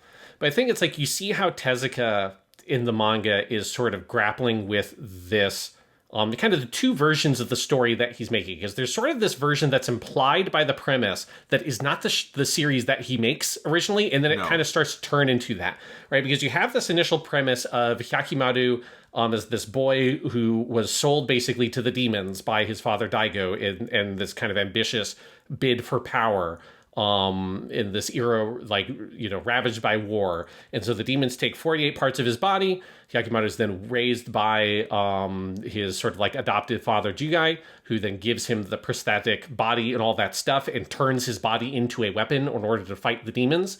I think there's a lot of like symbolic stuff going on here. And then, you know, he goes off on this quest to go kill the demons. And, you know, the pitch is every time he kills a demon, he gets a part of his body back. That pitch sounds like the pitch for an episodic story. I mean, it sounds like something like Blackjack, that it would be the kind of manga that each thing is its own episode, and it's just the main characters encounter a new situation. In Blackjack, it would be some patient, right, out in the world that medical crisis, and this is the only guy who can fix it. This rogue maverick doctor, right? And exactly like that, it's like you expect a premise of Hyakkimaru and then Dororo and To come into a town. There's a yokai plaguing that town. They kill the yokai, and then Hyakkimaru gets part of his body back. But the reality is that like they do that, right, with the Bandai story, and it is basically that. And then he turns around immediately and gives this huge sweeping story of Dororo's past that has nothing to do with any of that stuff. It has no Hyakkimaru in it, has no demons, has nothing of that. And that's a really weird way to format the story, because you've set up the expectation of the formula, and then you throw the formula out the window and say, no, that's not what the story is about, because the story isn't about literal demons, right? It is about like the way that war ravages a place, and then the way that that specter of war hangs over and destroys the people living behind, because this is a manga written during the Cold War by someone who lived through World War II. And I think that's like really critical context. And so you have Hyakkimaru, whose body is ravaged by war, ravaged by the cost of ambition from the generation that came before him, and whose whole body is turned into a weapon. And the ironic way that he has to get his humanity back symbolically is by using his body as a weapon to get his humanity, which is a like futile process, right? And I think any sort of projected ending for this story has to end with Hyakkimaru going on some kind of journey or something, because like the nature of what he is doing is contradictory. He's using violence to gain a humanity that doesn't want to be defined by that violence. And so there's like this impossibility of that struggle. And then you have this younger character, Dororo, who is someone who has grown up in the aftermath of this war, whose whole life has been defined by the poverty and misery imposed on the world by that war, and then the people in power who perpetuate it. And that is not a story that is about going to town and fighting a demon and getting your body back. That is like this much bigger philosophical thing and this very introspective journey. And that's the thing I think is fascinating about the manga, is that it waffles in that way. It's like, here's your introduction that is more kind of in that philosophical vein. Then you have your Bandai story, which is great, but is more of like a here's your yokai story. Then you've got Tale of Misery, which is just completely in the like we are looking at the ravages of war and poverty and what that does to people. You have great moments like great in terms of a narrative impact sense of Dororo's father getting killed because he refuses to take the charity of this passing aristocratic woman who's like throwing pity at them. He's like, you don't understand the horror of what you perpetuate by just sitting there in your little fucking carriage. And he's so outraged by it that he gets put down and killed, and like the horror of that. Then you get the Demon Blade Neil, which is another sort of yokai story. That one's a little bit more complex. And then you get the Tale of the Bonmoan that is just wild and has yokai in it, but is not a yokai story at all. The yokai are kind of incidental because the real horror of that is what is Daigo and the samurai are doing in perpetuating the war. And the yokai are on the side kind of egging things on, but they're not the problem. And so it's this really fascinating story that sets up an expectation for a formula and then immediately keeps on defying that formula and complicating it by going for this introspective anti-war kind of parable, basically, of these two characters of two different generations defined by war in two different ways, trying to figure out how do you live in this fucking fucked up world. I love that analysis, Sean, and I think, it's so true, and I think it's something that is really key to the yokai stories in the first half, manga or anime, is that they are still on those themes. Yes. The Bandai story is about exploitation. It is about a demon that has come in and has forced these villagers to be reliant on a, ruling class that is also exploiting them. Like, it's a capitalist parable in, a really interesting way. And the Demon Sword Nihil, that one is totally about the idea of your body being about violence. It's like a reflection of Hyakkimaru. I mean, that one literally opens... that one has a virtuosic thing in the manga that the anime can't really recreate, which is how Tezuka draws the initial sword standoff, which is just this masterfully cinematic Kurosawa-esque kind of duel. But it is about the idea of Hyakkimaru kind of looking in a mirror with this other swordsman. And as we learn that swordsman's backstory, it's very much like, I don't think he's literally working with Daigo, but it's like a Daigo-esque lord who's forcing him to kill people, willy-nilly. It's horrible.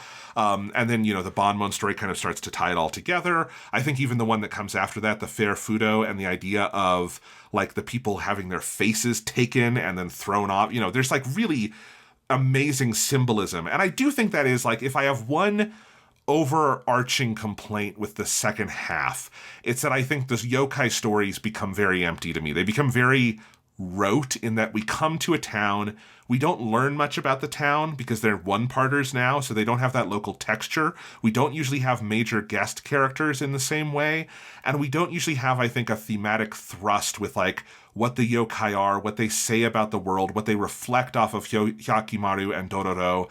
I think you have ones that become, super compelling and resonant in different ways, like the Tomino one, obviously, which is the masterpiece of the last, half of the show. But overall, I think that's the big thing you lose, that even in the episodic version, I think there's a way that could have been there.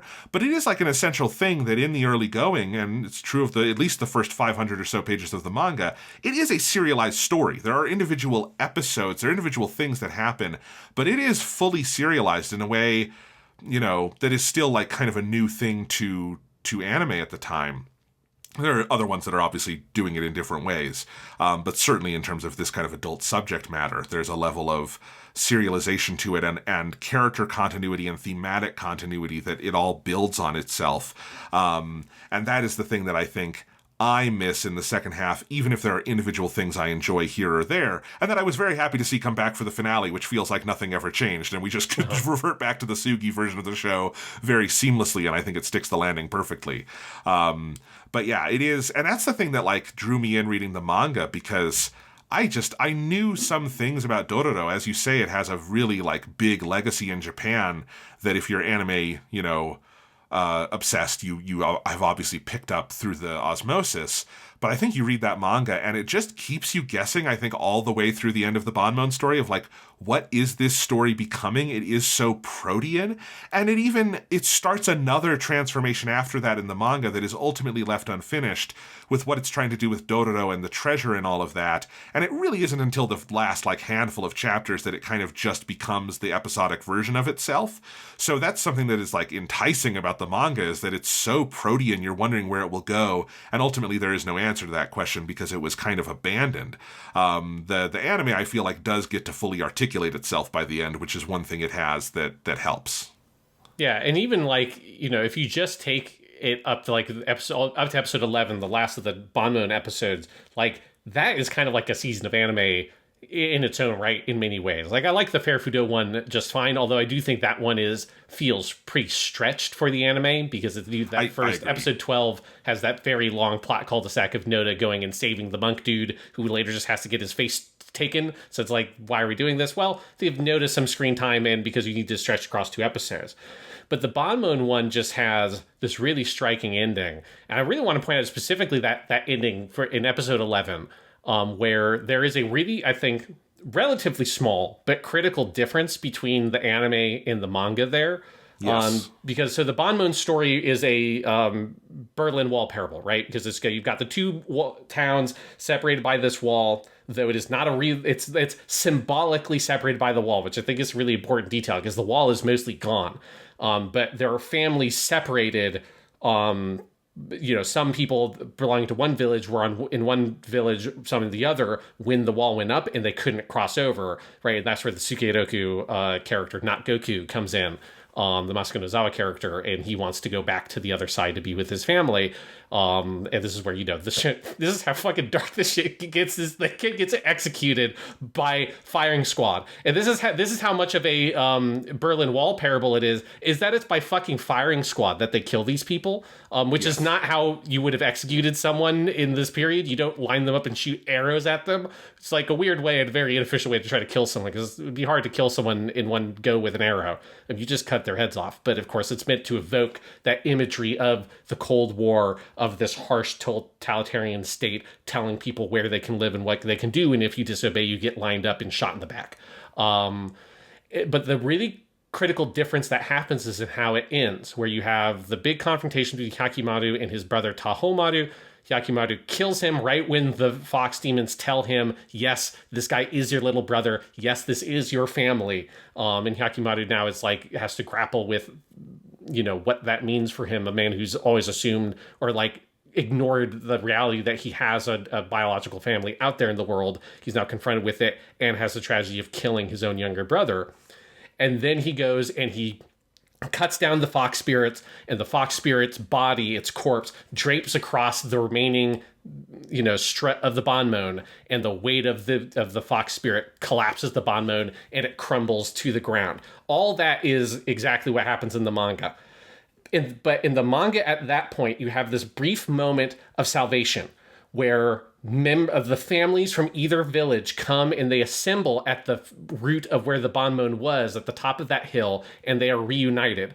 And so when Dororo is celebrating in that moment, there is a real victory that Dororo and Hyakkimaru's misery has accomplished, that they have gone through this horrible thing, but on the other side of it, they have done something positive in the world. But that's not in the anime. Instead, in the anime, the crumbling of the Banmon is an entirely symbolic thing.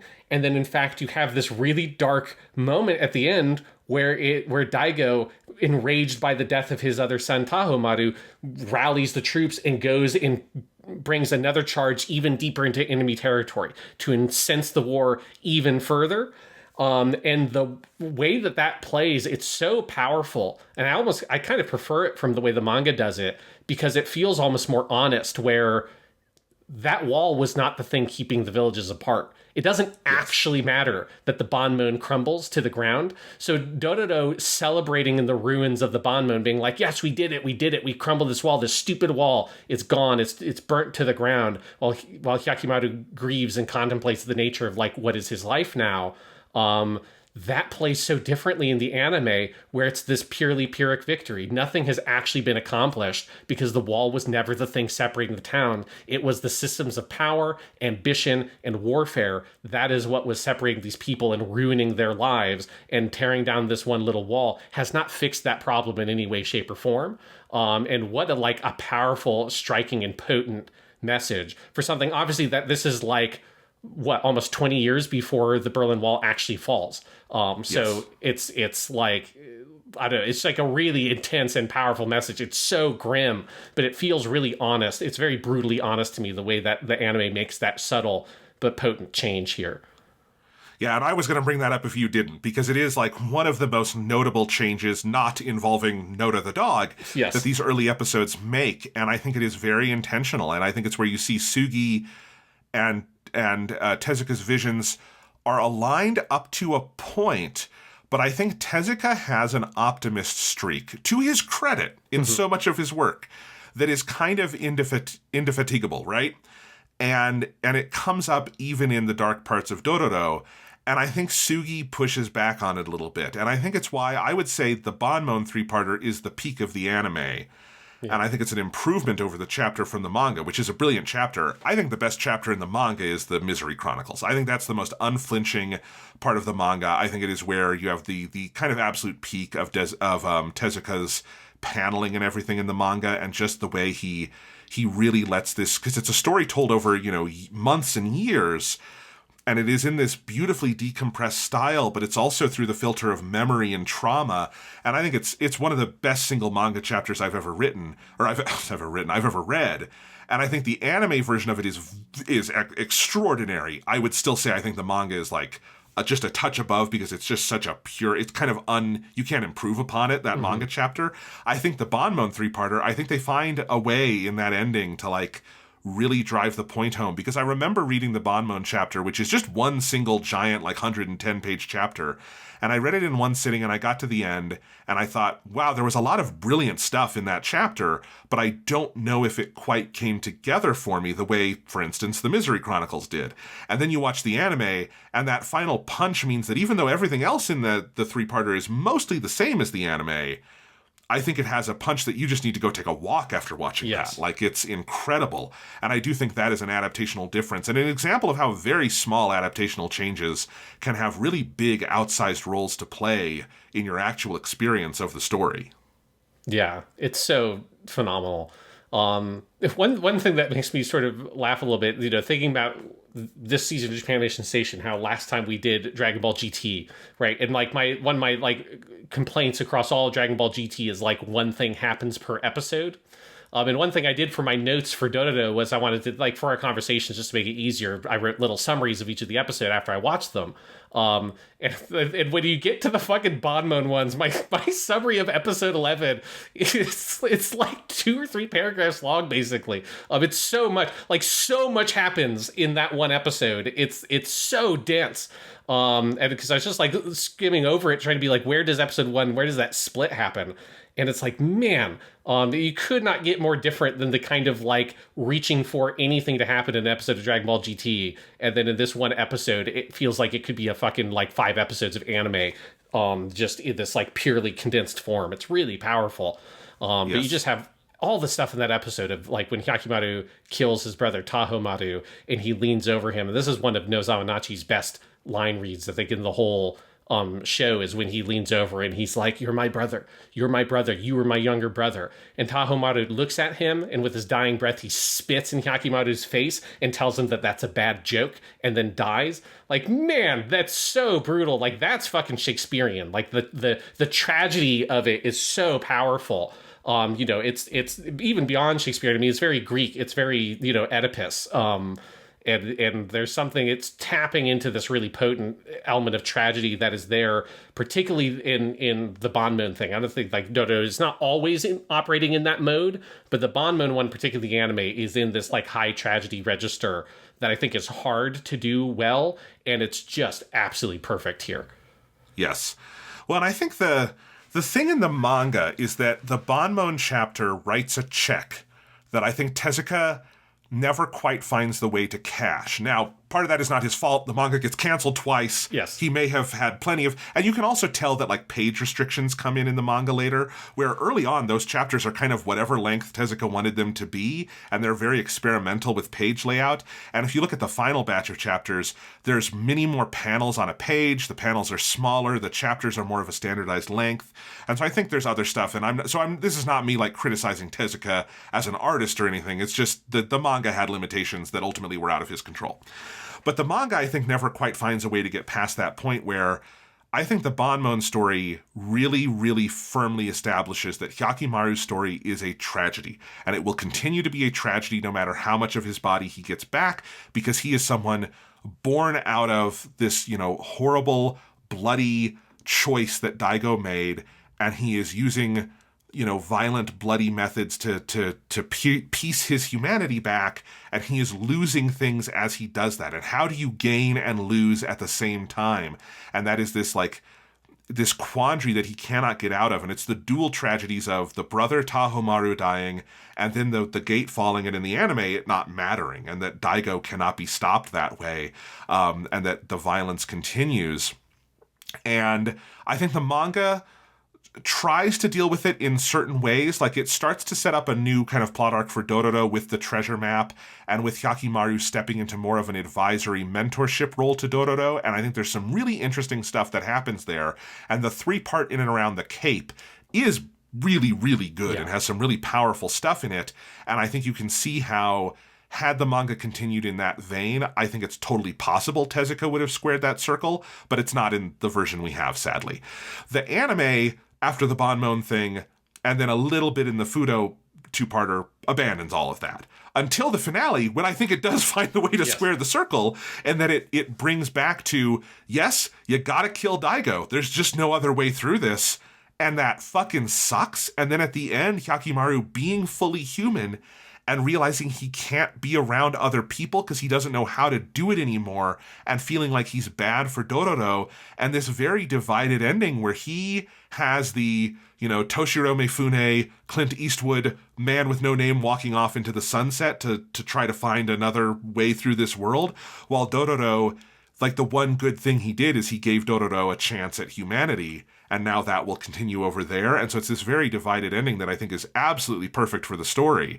But it's obviously it's on delay for a long time between episode 11 and episode 26. Yeah, and it's very interesting. I'm excited for when we do the 2019 version. There's some stuff I want to say that I'll save for that podcast, because there's just some things of like where that show looks for in hindsight. Okay, what are some of the pressure points you can change to make the ending easier? Because I think there's some key things that happen in the Banmon story that just make it very hard for Tezuka to continue on. I think you're absolutely right in your assessment of there's this sort of like Tezuka, as you say, he writes this check that he can't fully cash with the Banmon thing. And part of it is, I think of the anime, like Daigo becomes this guy who just sort of pops up occasionally in chapters. And it's kind of awkward because it's like, it doesn't really sort of commit to following through with the Daigo stuff, while it also develops like kind of the Dororo side of things. And for the anime, while the second half is like substantially weaker than the first half, there is part of me that kind of weirdly prefers the version of the anime post Banmon than the manga, just because there's a commitment to a vision. That vision is we're going to make a 7 to 8 out of 10 kind of show instead of a 10 out of 10 show.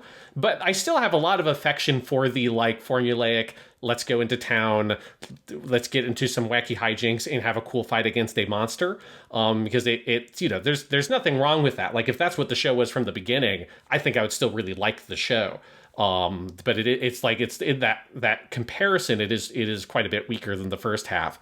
But let's talk about a little bit of the second half. Let's go ahead and dive into like the big episode we obviously want to talk about. We've kind of been talking around, which is 16, the Demon Horse Midoro, the Tomino Yoshiki episode, the one where he was waiting in the wings. He was biding his time when they made him do episodes 3 and 4, kind of to like Sugi's overall style. And he's like, now I gotta just make what is eventually going to be an episode of Gundam, because this is the most fucking 1979 Mobile Suit Gundam ass episode you could make. Like, the whole ending of this episode where Hyakkimaru fights the demon horse, and there's that part where he like lands in front of it, Midoro kicks up and is trying to kick him, and he ducks and leans back and stabs up with his 2 sword arms into Midoro's chest and kills it. Like, you can just so see Amuro doing that in the Gundam versus like a Goof or something with the beam saber. Like, if the action is exactly the kind of action you got in First Gundam. It's fucking wild. Even though this is 10 years before that,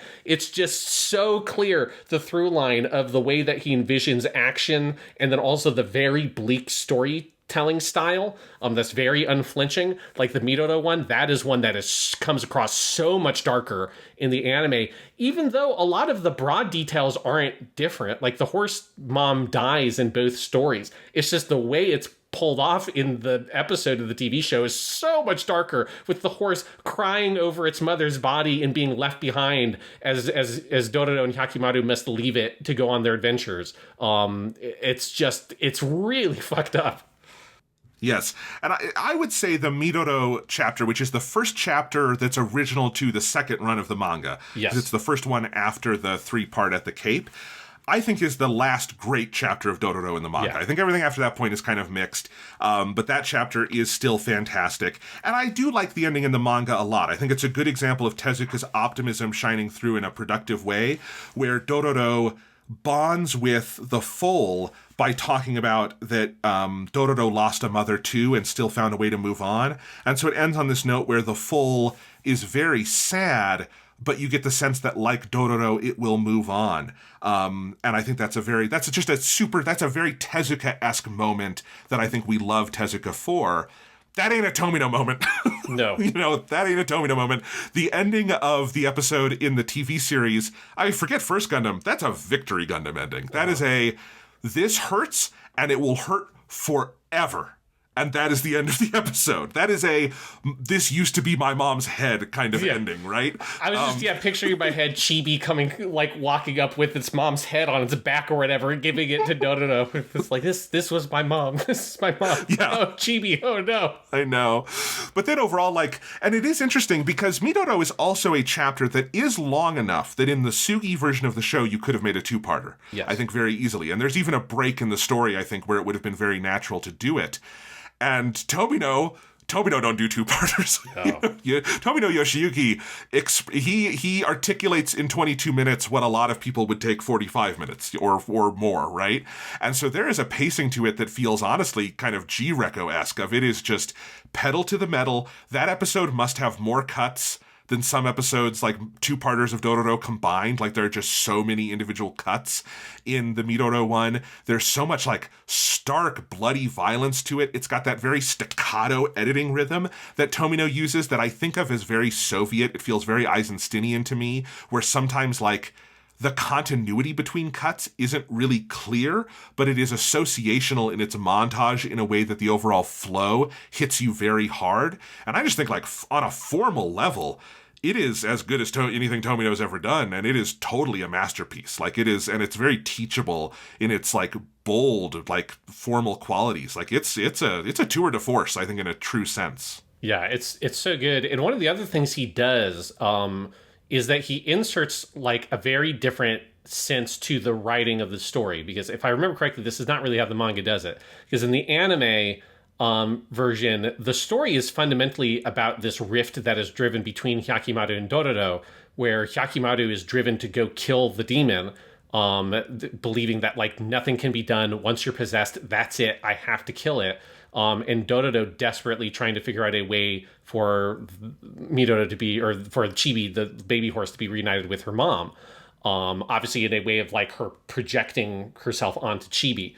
And so that is also much more Gundam-like. It's much more like Amuro and Bright coming to a head in an episode of Gundam, and that kind of intractable character tension where these two people who are basically on the same team, who are broadly working towards a similar future, have very different desires in the moment for that episode, and so they must butt heads. In this one, you don't have Hyakkimaru slapping Dororo across the face and going, what's wrong with that? Even my dad never hit me. You don't have that scene, but it is like one of those moments from a first Gundam, where Hyakkimaru and Dororo just are on two different paths, and that's where the drama comes from, and that's such a Tomino-like storytelling device that's just not in any other episode of this show. That kind of character drama is totally absent from Dororo because it's the kind of thing that exists in a very different sort of serialized show than what this show is, even in its first half. Yes. And because that tension is there a little bit in the manga, but ultimately I think Dororo understands that there's just no coming back from this, and so supports Hyakkimaru in it. And in the episode, there's an implication that maybe Hyakkimaru is wrong, because Midoro doesn't hurt Dororo. And Chibi seems to get through to it on some level. And Hyakkimaru just cannot see, even to the point of imagining or conversing about a path other than violence. And is he probably right to rid the world of the demon horse now before it does more damage? Probably, but the fact that he can't even see beyond that is hard. And this one ends with Hyakkimaru crying for the first time. Yes. And that beautiful moment where he feels the effects of his violence in a way he usually doesn't. And there's just no easy answer. And they are, I think, Hyakkimaru and Dororo are fully reconciled at the end of the manga chapter, but they are very unsettled at the end of the anime episode. Yeah. This is also where in my notes I point out this is by far the most graphic thing that happens in this whole show, which is when the demon horse Midoro rips out the evil samurai lord's throat with her fucking teeth. That sequence is so fucked up and graphic. You're like, Jesus Christ. And that's where I went back to my notes. I'm like, this was the part where they said that they were going to make the show lighter and full of gags, right? That was going to be Sean, the anime.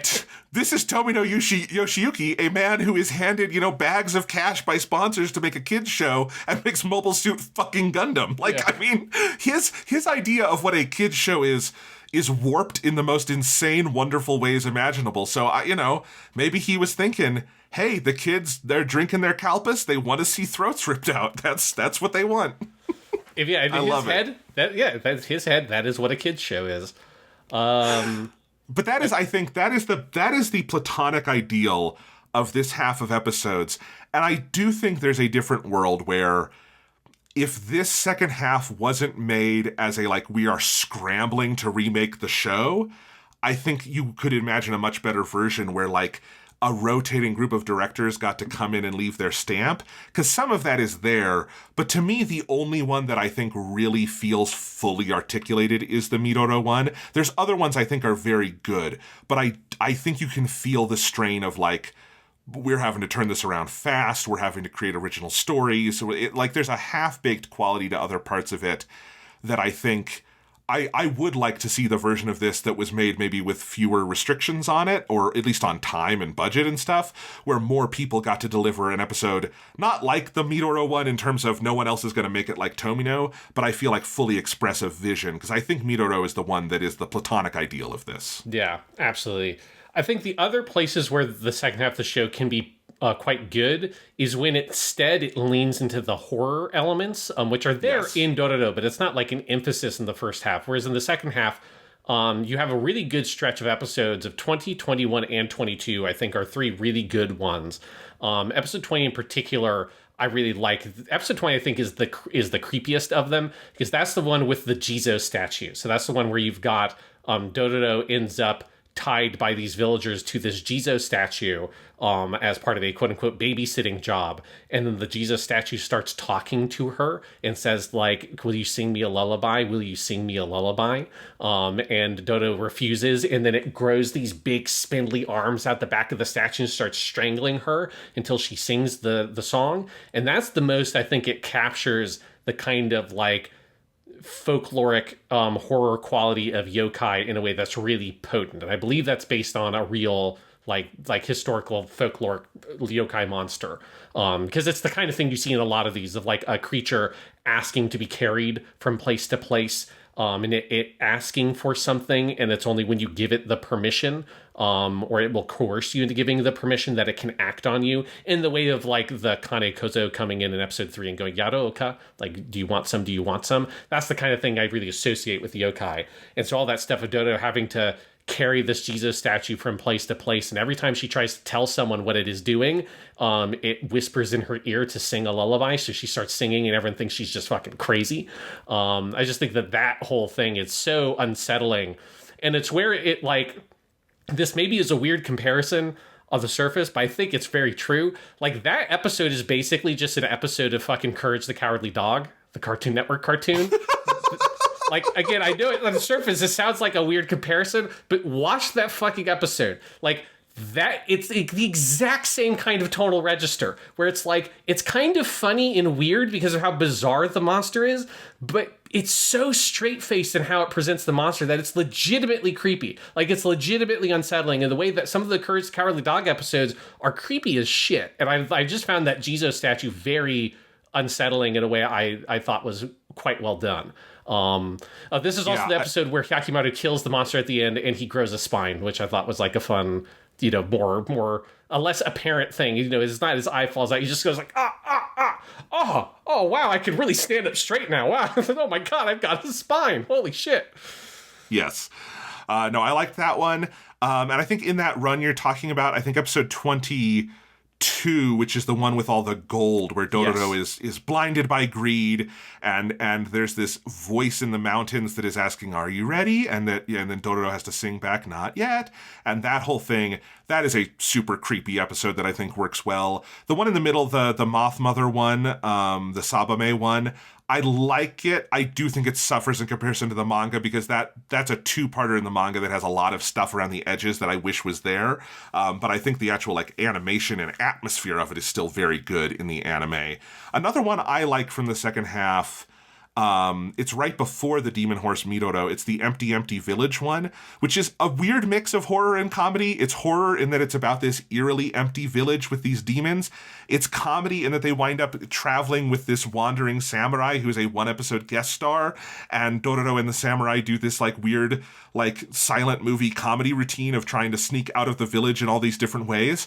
But I found it genuinely funny. I think some of it is genuinely creepy, and then I think the way Hyakkimaru like goes after the demons at the end is a really good, well-animated fight. And there's a couple of those overall. Like I like that one. I don't think the Bira Bira, the Sea Beast one, is great overall, but I think the fight with like the harpoon and everything at the end is great. Yeah.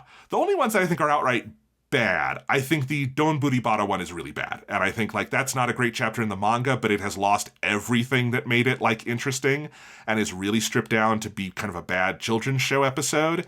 And then I think the penultimate one, the Demon Tsuchibuzo Bozu, which is the one about the beggar sitting on the hole, I did not like that one at all. Oh, I like that one. I mean, it's goofy as shit, but there's something I like. I like the beggar dude. I really like Gutaro is his name. I like his like arigato gozaimasu. Like he's so lazy he can't finish the word gozaimasu, so he's just sort of like, I don't know. There's something like, it's very much a kid's show episode. But I love it. I love the weird beggar dude. I like the plot of Dororo having to go through hijinks. I think I like it in the same way that you like the Empty Village one. Of like, there's just a sort of like cartoonish sensibility to that one that I find amusing. And Gutaro just like it feels like Gutaro, if you made an English language dub, he would be voiced by Chuck Jones. Like it's like that's just like the kind of character he is. He's like the dude who's down on his luck in the classic Looney Tunes cartoon with the singing frog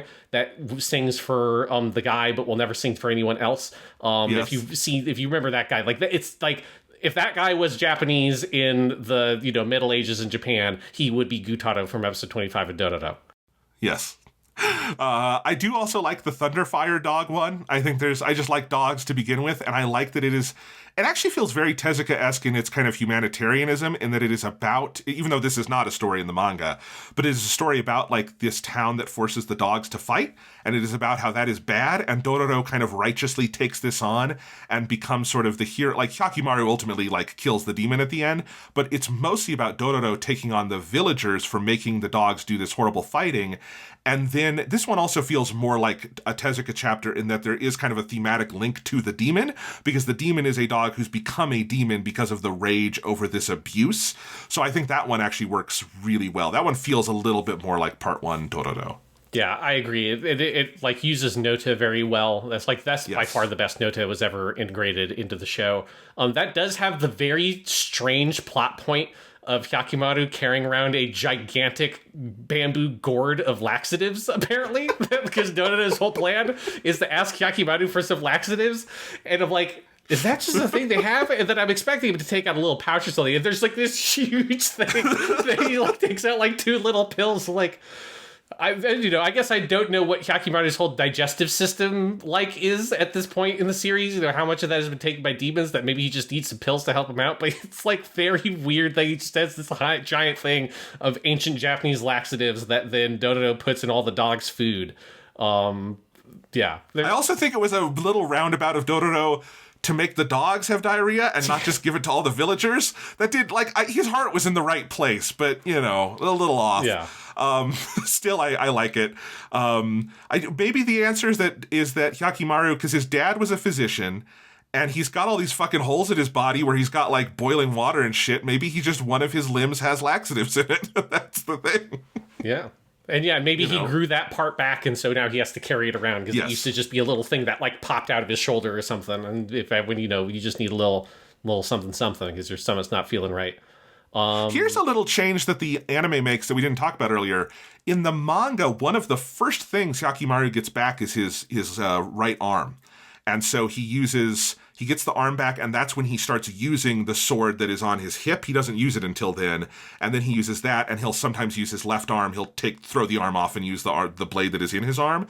In the anime, they never give him his arms back, and he always, until the final episode, I guess the demons were just really mean, and he doesn't get his arms back until 47 and 48. And I think it's because purely they like doing the thing where he flings his arms off and then he has the two sword arms.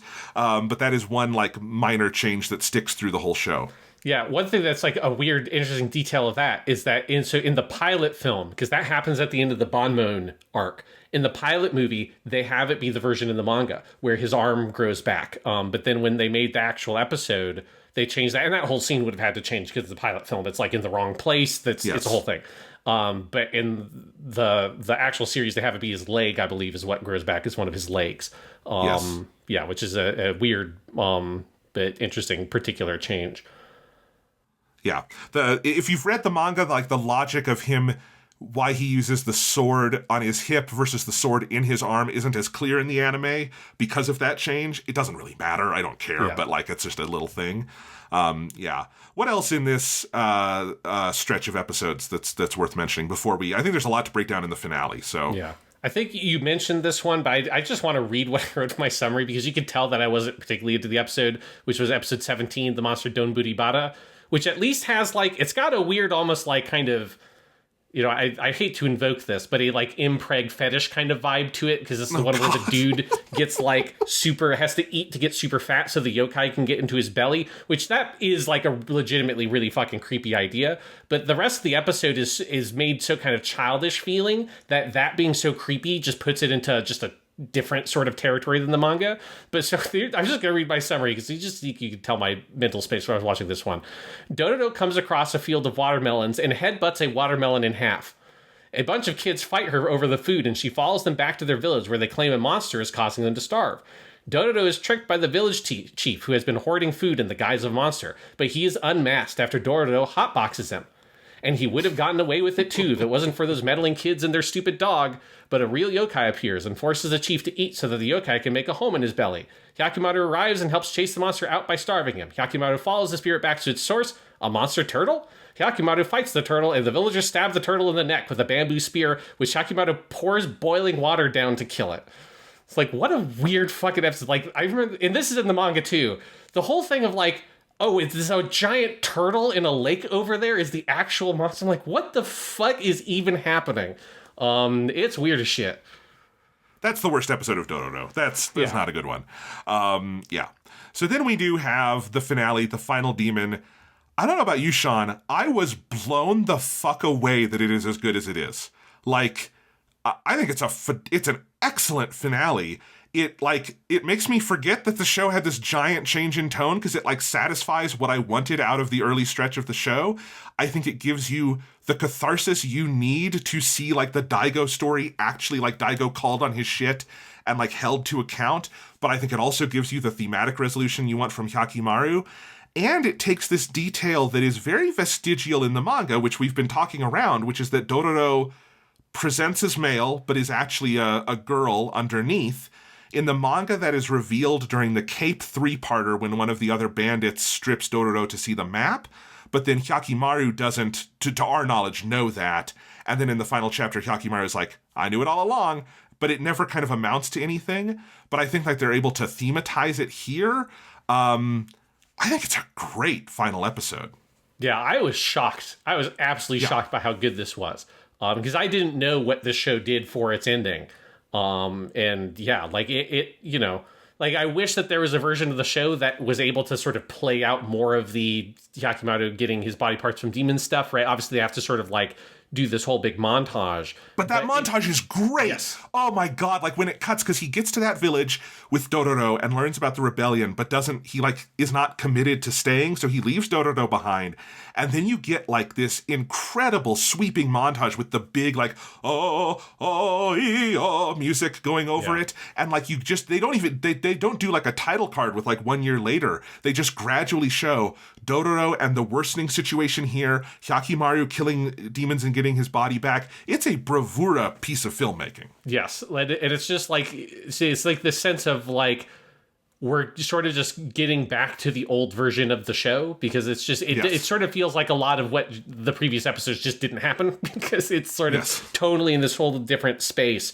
And there's a way of just like the way it's structured. It almost has like that quality of, you know, a like movie version of a TV show or something, almost like, like Serenity for Firefly, or this has happened various times where like a show has been canceled and comes back for like a special episode that ends it or something like that. It sort of has that feeling where it has to sort of establish what's going on at the very beginning, because not only the structure of the episode in terms of the plot is sort of funky for an episode of TV, but it plays it off very well. We have this very quick little prologue that then separates out our two characters, so that way Dororo can contribute to the peasant revolt, and then Hyakkimaru can go off and fight the demons and have that year pass.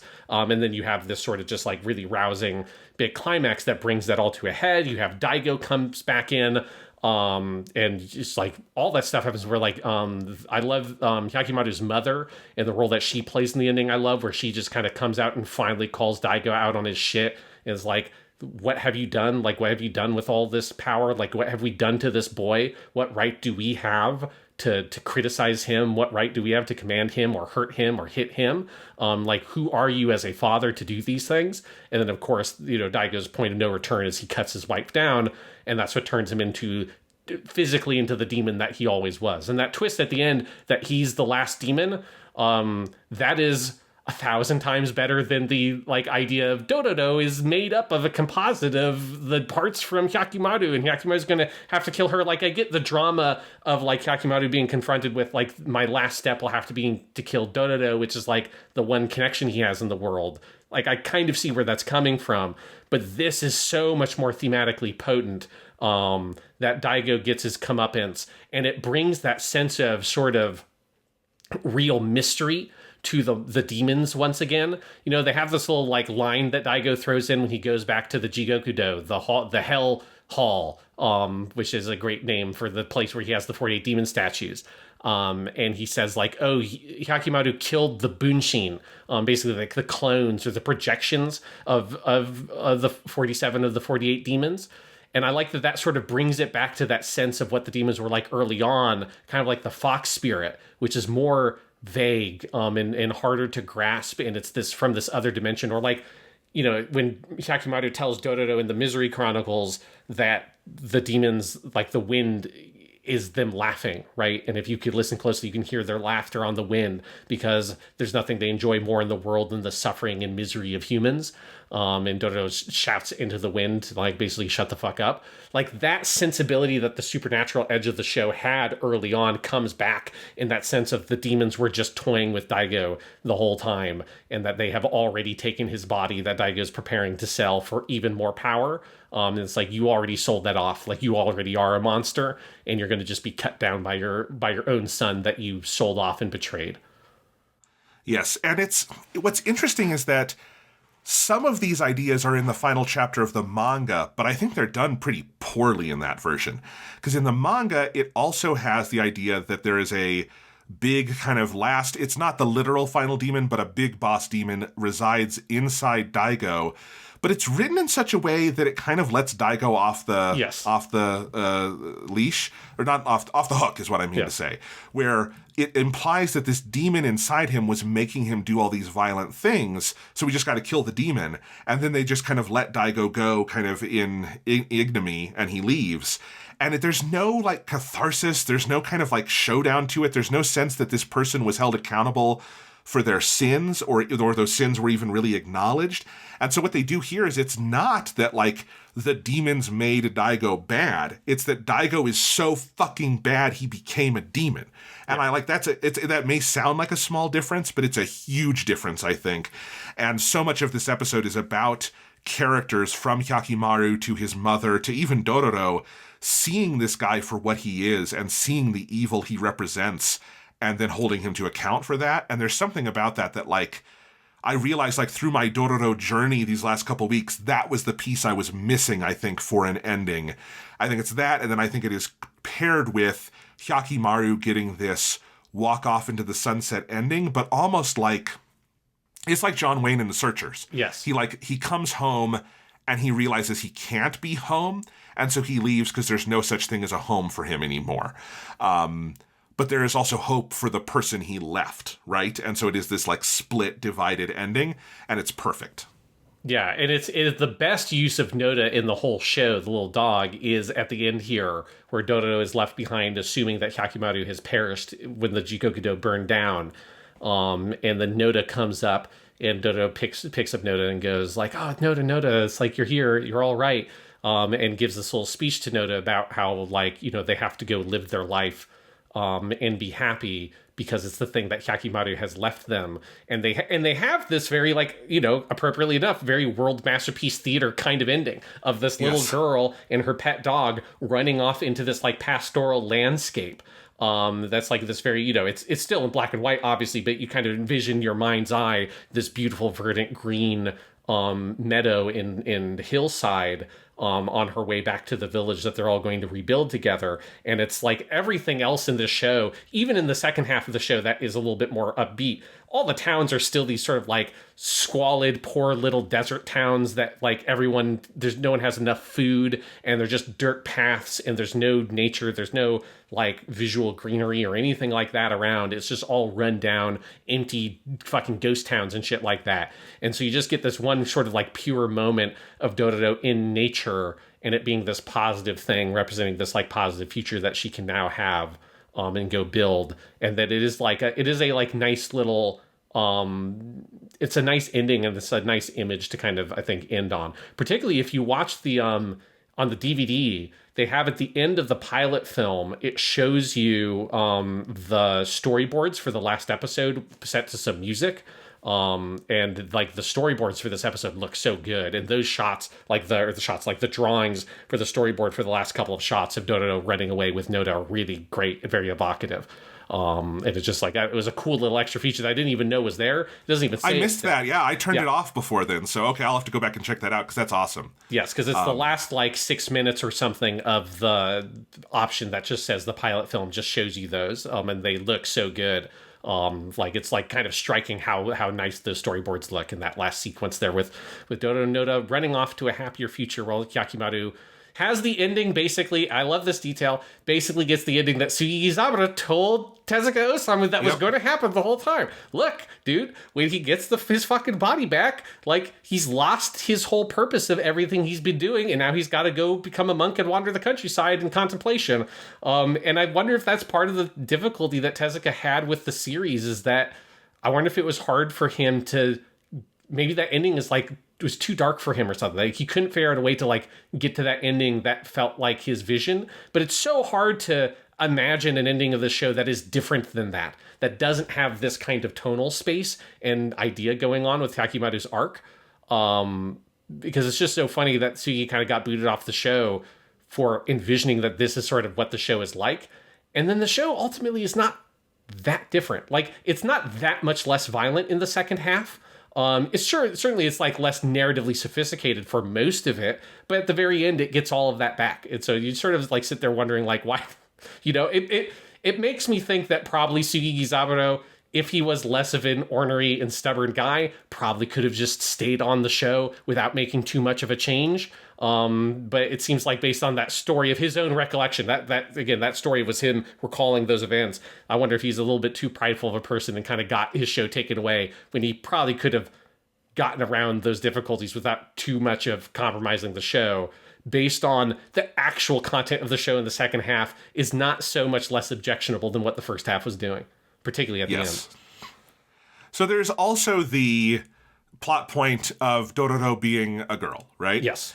And this is interesting because I think it raises some questions. Like in the manga, Dororo is much more insistent when called on this that I want to say he. I want to use the pronoun he as a boy because he insists on like male presentation. In the anime, it's played more like, I don't know if it's something as deep-seated as much as it plays like, and I think this is probably the right way to play it, that it's a defense mechanism. And Dororo doesn't have like a strong feeling of wanting to be a boy, more like she has to be to kind of survive in this world. And there's this line, one of the last lines of the series is Hyakkimaru says, "I'm sorry I didn't give you my sword, but since you're a woman, you don't need it." And my only reservation about showing this episode to my students with the rest of them is that I think they will react poorly to that line. And I understand because it sounds very blunt, especially in translation when you just lay it out there. I didn't read that line necessarily as super sexist. I read it more as Dororo has earned a space of domesticity, and it is being, and maybe this is gender essentialist to like represent that through womanhood, but I think it's more that like, you don't need to live by this sword. If I've achieved anything, it's that I've created a life for Dororo where maybe she doesn't have to live by the sword and all of that stuff. And I think that's a nuance that is worth parsing, if that makes sense. Yeah, I agree. I think there is a sexism to it, and there is a gender essentialism to how it's used. That is, certainly not uncommon in Japanese media or really any media of this period.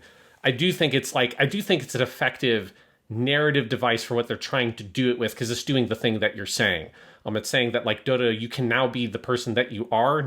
You don't have to put on that bluster, right? Like I was saying, like the breakdown of Dororo's character. And I think that this is part of what Tezuka's original idea was for all this in the first place. I think clearly Dororo was meant to always be a girl. That's just like baked into the character. It's part of the character design. Astro Boy being kind of androgynous aside, the character has very feminine markers like her eyelashes and stuff. And so I like the way I want to read it is that Dororo now gets to put that bluster down, stop having to be this sort of like excessive person in order to cope with all the things that are trying to destroy her in the world, basically, and gets to have this better future. But the way that this anime expresses that relies on some like very like sexist like framings in order to make that point that don't need to be there. There's like a better way to do it. And I'm very excited to talk about the Dororo 2019 one, because I think that show does a much better job of contextualizing this twist within the framework of like the way that women get to exist in this world is one in which they are exploited and are vulnerable, and it is clearly a defense mechanism. Like that show clearly posits it or positions it as a defense mechanism on part of Dororo to protect herself, because she has so little to protect her in this world, and being a boy is safer than being a girl, particularly if you have no parents or any of the things like the situations that she's in. And the manga version always just feels very confused to me. Again, the way that I think Tezuka just didn't get to a point where he got to fully explore that plot point. There's a very like weird exchange in the manga at the very end with Hyakkimaru and Dororo, where Hyakkimaru is like, oh, what, like where Dororo keeps on insisting like, no, I'm a boy, and Hyakkimaru is like, ha. So what? You don't even, because I think he says something like, because your parents died when you're so young, I guess you don't even know the difference between a boy and girl. It's something like that, and it's like a line where I'm like, is this supposed to be a joke, or is he like literally saying that Dororo is not entirely sure of what their own gender is because they were so young? Like it's just like a very strange exchange that I could never really kind of parse what the point of it was. And so in the manga, I have a harder time sort of pinning exactly what the point of the gender thing is and what would be the like preferred way to refer to Dororo. For the anime, and particularly for the 2019 one, I'm very comfortable just using feminine pronouns for Dororo because it feels like that's the character there. The manga, it's sort of strange, I think. Yes, and I'm looking at the page right now, and you're right, that's basically what it is. There's also this weird line where Hyakkimaru's last line, like leaving, is, when you grow up, try talking more like a girl, Dororo. It's the whole last page is very paternalistic. I've forgotten to looking at it now. Hyakkimaru also just gives Dororo the sword, yes, as they leave, which also just feels like the exact wrong, because it's a want versus need kind of storytelling thing, right? Dororo says they want this sword. What they need is Nota and the verdant green open field, right? Yeah. And so the ending is exactly right on that level. And honestly, I think the ending, even if Tezuka couldn't get there, does feel like it fits in Tezuka's overall like humanitarian worldview, because Hyakkimaru has more to go learn, but Hyakkimaru isn't hopeless. Yes. Like Hyakkimaru, I think there's a sense that now that he's got this body, maybe he can find another way to live. We know he's a good person. And Dororo has been redeemed, or their life circumstances have been redeemed, and that's beautiful. So, like, I think it is a happy ending. I just don't think it's not a sugary ending. It's not a false happy ending, and I think that's really important. Exactly. Yes. There's a complexity to the ending and the emotional space, the kind of melancholy it exists in. Yeah. That feels very powerful, but very appropriate to the story that's been told.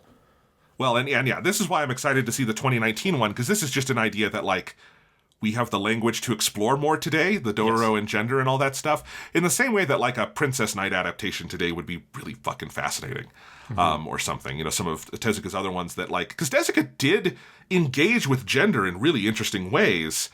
In some ways it's dated now, but you also have to recognize that like it was, in some cases, cutting edge for the time. So there's there's a lot that is still out there to explore in that work. But for now, I feel like we've done a good job exploring Dororo 1969. I really enjoyed this conversation. Yes, this was the most excited I've been to do a podcast in a while. This is like I think maybe the last one he did was maybe Violet Evergarden, where I felt like giddy because I was just like, I want to talk about this fucking show. It's so good. It's so wild.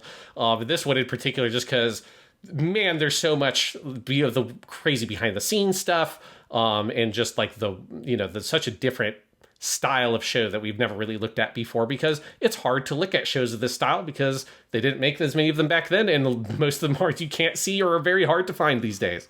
And so it's a fucking miracle that we got to see it, and also that it is as good as it is.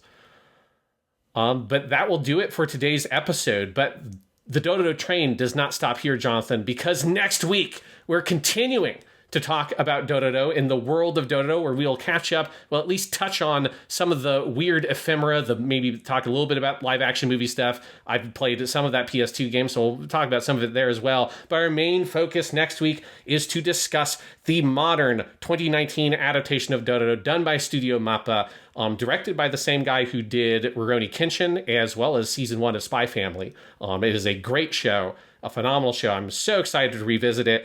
And so until then, you're all just a bunch of Hogitaras.